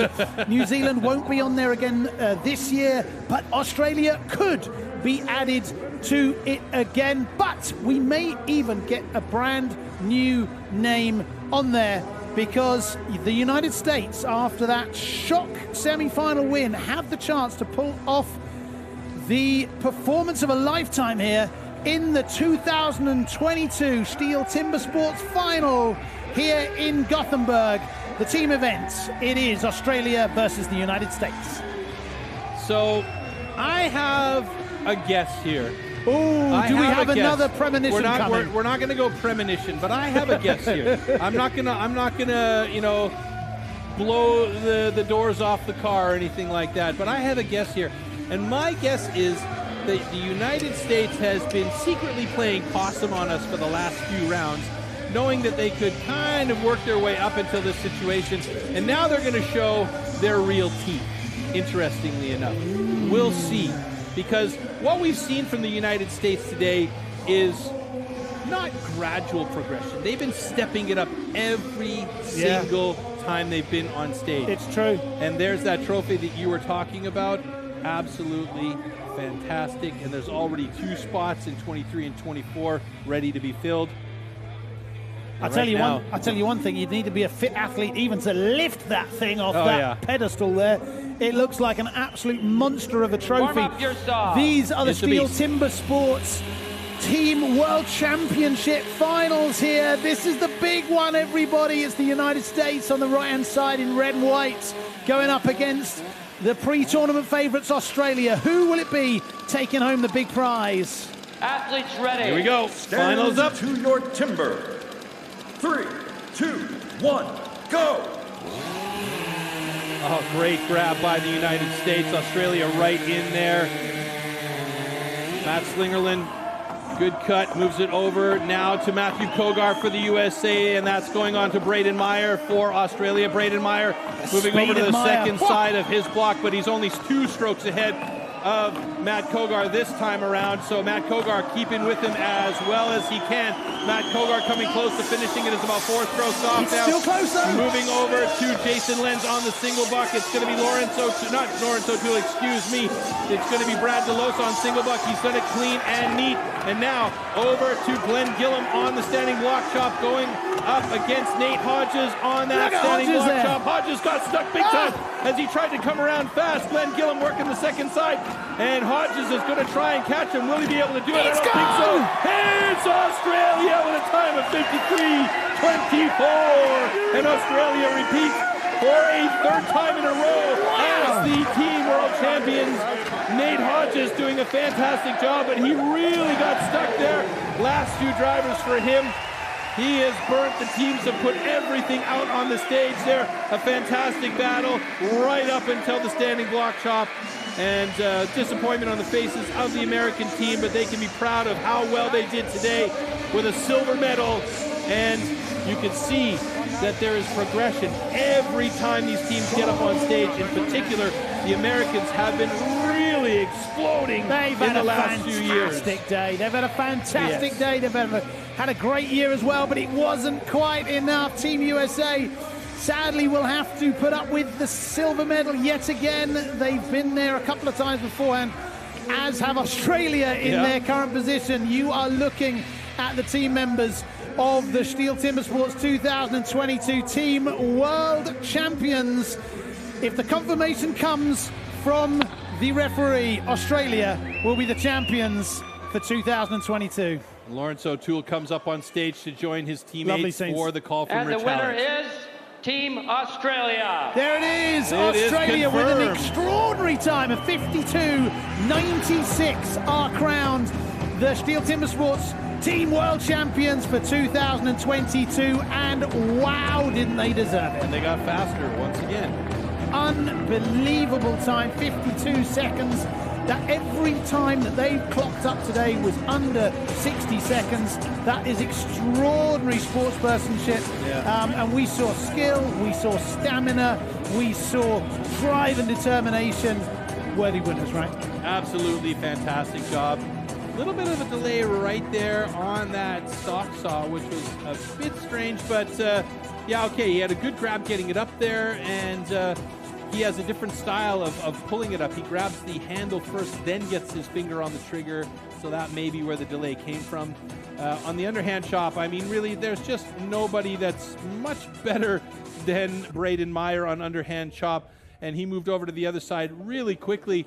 But to be honest with you, Matt Kogar was right there with them, 2-3 strokes behind maximum as they moved over to the other side. And then Matthew Kogar, like many of the other athletes, struggled to get through that second side as he got deeper in there.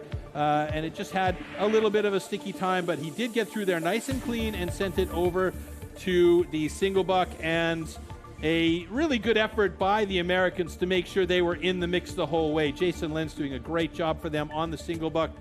But, you know, he had He had Brad DeLosa on the other side going against him, and Brad DeLosa is an absolute legend with that particular discipline. And of course, Glenn Gillum, what a monster this guy is. Look at that final driver. And he took a deep breath and said, Mama, thank goodness this is done for. I don't think I could do it one more time today. He almost doesn't strike the wood. He just dismisses it, doesn't he? Yeah, he dismantles it's like it's just in his way. Look at it. It's just, get out of here. I'm in charge here. You're out of here. Mine. Look at that. Great job. Absolutely fantastic. Great job. Beautiful, beautiful stuff. And we've even seen a smile and a celebration for the Australians. That's the first time they saved it for the final. They did save it for the final, absolutely. But you could see it ramping up. Each time there was a little bit more of a celebration. So the Chopperoos have done it again. Brad DeLosa there with a little wiggle of the finger confirming, you know what? We're I don't know if number you're one. watching back home, but we won it. The Chopperoos are going to bring it home. Number one 3 times in a row. Unbelievable. That is a fantastic and consistent performance from the Australians. Very well done. That is dominant woodmanship, definitely. Yes, for We sure. can see the confirmation here on the graphic that indeed Australia were the team that made it out of the final, beating United States after New Zealand had won against Canada in the small final. Australia, wowzers. We're running out of space on that trophy to put the word Australia on there, but at least the engravers know how to spell the name of the winners, right? Copy and paste. Exactly. Oh, wowzers. Okay. We get the opportunity here to see the final results. The top 12. France finished in 12th place. Just beaten slightly by Germany, Czech Republic, Austria, and Switzerland. Great Britain, my home country. Congratulations, boys, and well done to Bill and his family watching at home. A very proud 7th place there. The home country, Sweden, also with a very respectable 6th place. And then we got into the really fast times. Poland just picked Canada! by Canada in 4th place. New Zealand won the small final, taking home the bronze medal, and United States will have to put up with the silver medal once more because they were beaten by the 2022 champions, Australia. Here we see the remaining teams that some of whom went out this morning in the qualifiers. From 20th to 13th place, Denmark, the Netherlands, Ireland in 18th, Belgium 17th, Hungary, Norway, Italy, and Romania make up the field. Congratulations to all of the performers here. We had 20 competing teams, over 100 athletes here, several thousand competitors, an enormous production team of I don't know how many people. This has been such a wonderful couple of days. We're not finished. We've got yet. The individuals coming up tomorrow, of course, and some of the performers that we saw here in the teams will also be there tomorrow. Many of the team captains were also going to be performing in the individual contest tomorrow for the World Championships on the individual side. And before we move on, we're going to take a look at the split screen here so you can see those two teams battling one more time together. We can go over to the arena for one final time to Florty, who has got the winners and the shakers. Congratulations to all of the competitors. It's over to you, Florty.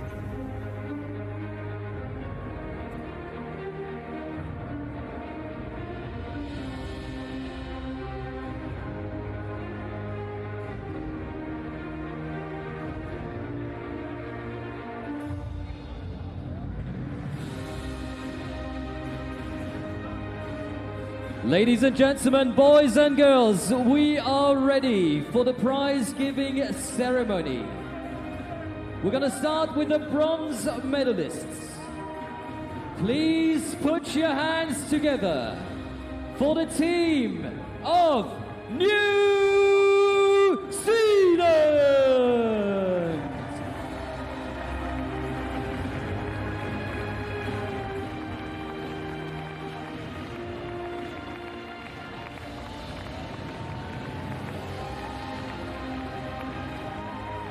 The silver medalists, the team of the United States of America, and racing up front, the old and new STIHL Timbersports Team World Champions from down under, the team of Australia.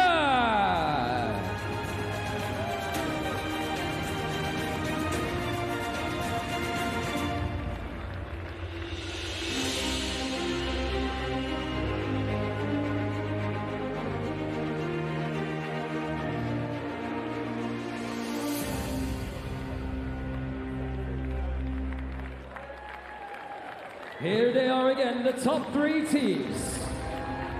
The STIHL TIMBERSPORTS Team World Championships here in Gothenburg, 2022. One more time, give them all a big hand. Absolutely fantastic performances by all 3 teams, putting them right on top. And here are the podiums. As we start with the bronze medal winners. Jason Wynyard, Shane Jordan, Nathan McDonald, Adam Lowe, Jack Jordan, and Morgan Bolstad, the bronze medalists, New Zealand.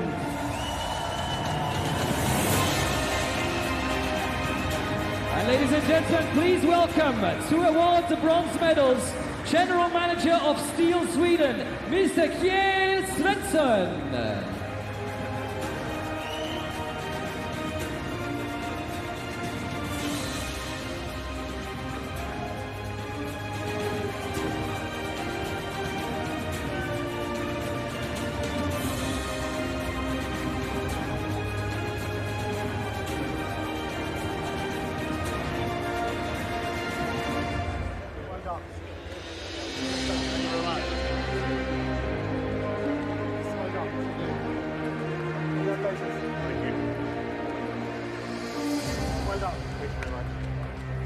So Mr. Kjell Svensson is handing over the last bronze medal. Let's hear it one more time for New Zealand, our bronze medalist here at the STIHL TIMBERSPORTS Team World Championship 2022.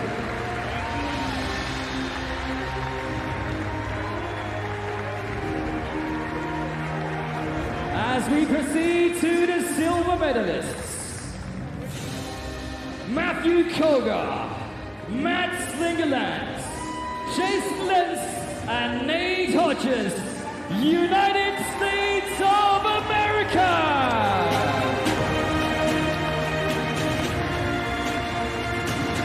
And to hand over the silver medals, please welcome Ingrid Jägerling, Executive Board Member from STIHL.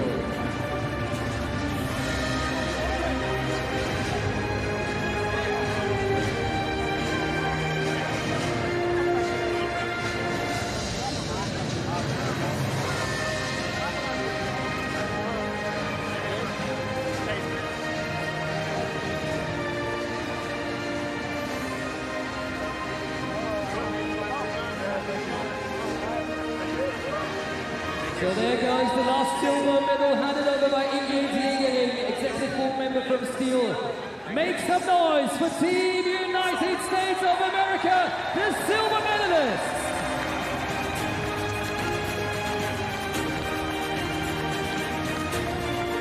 And now Partille Arena, Gothenburg. Time to get loud for the old and new champions. Give it up for Brad DeLosa, Jamie Head, Lawrence O'Toole, Braden Meyer, Glenn Gillam, and Curtis Bennett, the team of Australia!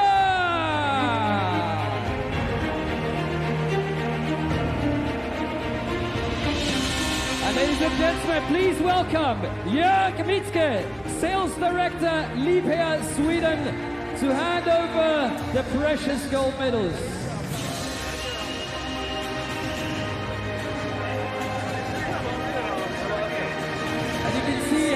This is worth by the reaction of the athletes. How good were they today? Really getting it down when it counted. Showing us all their strength, not only in the quarters and the semi-finals, but with an absolutely impressive win in the gold medal heats. Sensational team.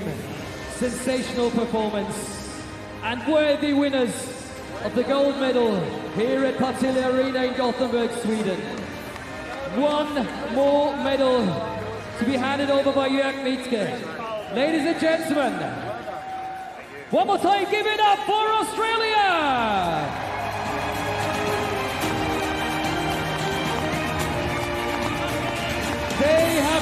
their medals.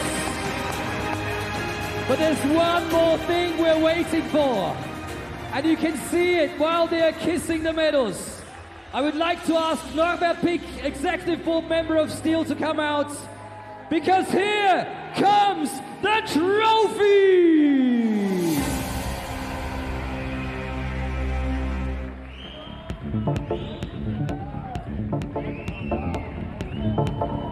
Norbert Pick handing over the trophy to the winners.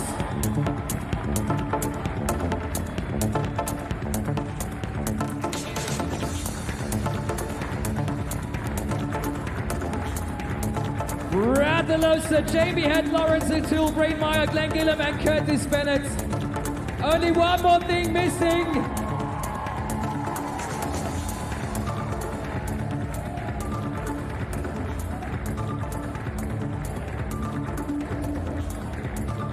As we are celebrating with champagne.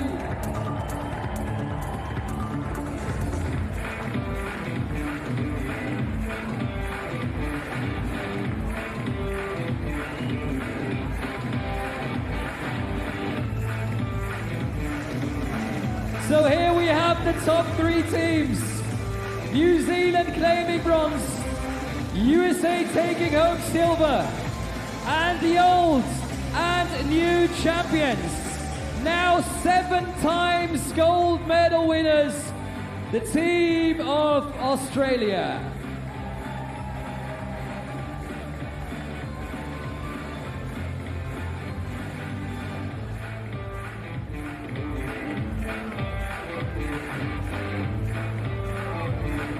And of course we're going to go and get an interview from the winners for you, ladies and gentlemen. Don't forget to return tomorrow for the individual world championships. It's not over yet. What a great weekend we can expect. And we're getting ready for the winners interview with the team of Australia, guys. Looks like you've already spilled some champagne, but it seemed like you were unbreakable and unbeatable today. Was that just my feeling, or did you have the same feeling? Certainly had that same feeling. So what made the big difference? I mean, you've been a 3 times in a row champion, 7 times altogether. What is the secret of Team Australia? Yeah, no, great secret. We're just, a really tight team and great depth of talent. Back in Australia, we've got some really good guys and shows on the stage here tonight. It was a great victory and, something we're very proud of. So what about the team spirits? I mean, I saw you guys grab the champagne and you were very willing to share. Is that the team spirit you have in Australia? Yeah, we good team camaraderie and we always look after each other and got each other's backs and just a very consistent team and we know our job. So when we do have a win, we like to celebrate and celebrate as a team and for our country. Yeah, you were absolutely fabulous. Tremendous show, guys. Thanks so much. Matt and Troy, I like to share my pleasure and this champagne with you, so it's back in the studio. Cheers.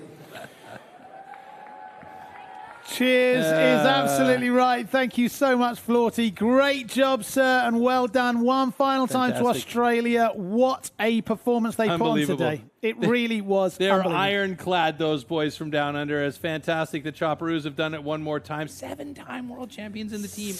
Unbelievable. 7-time team world champions. Congratulations to them. Congratulations to all 20 teams that competed today.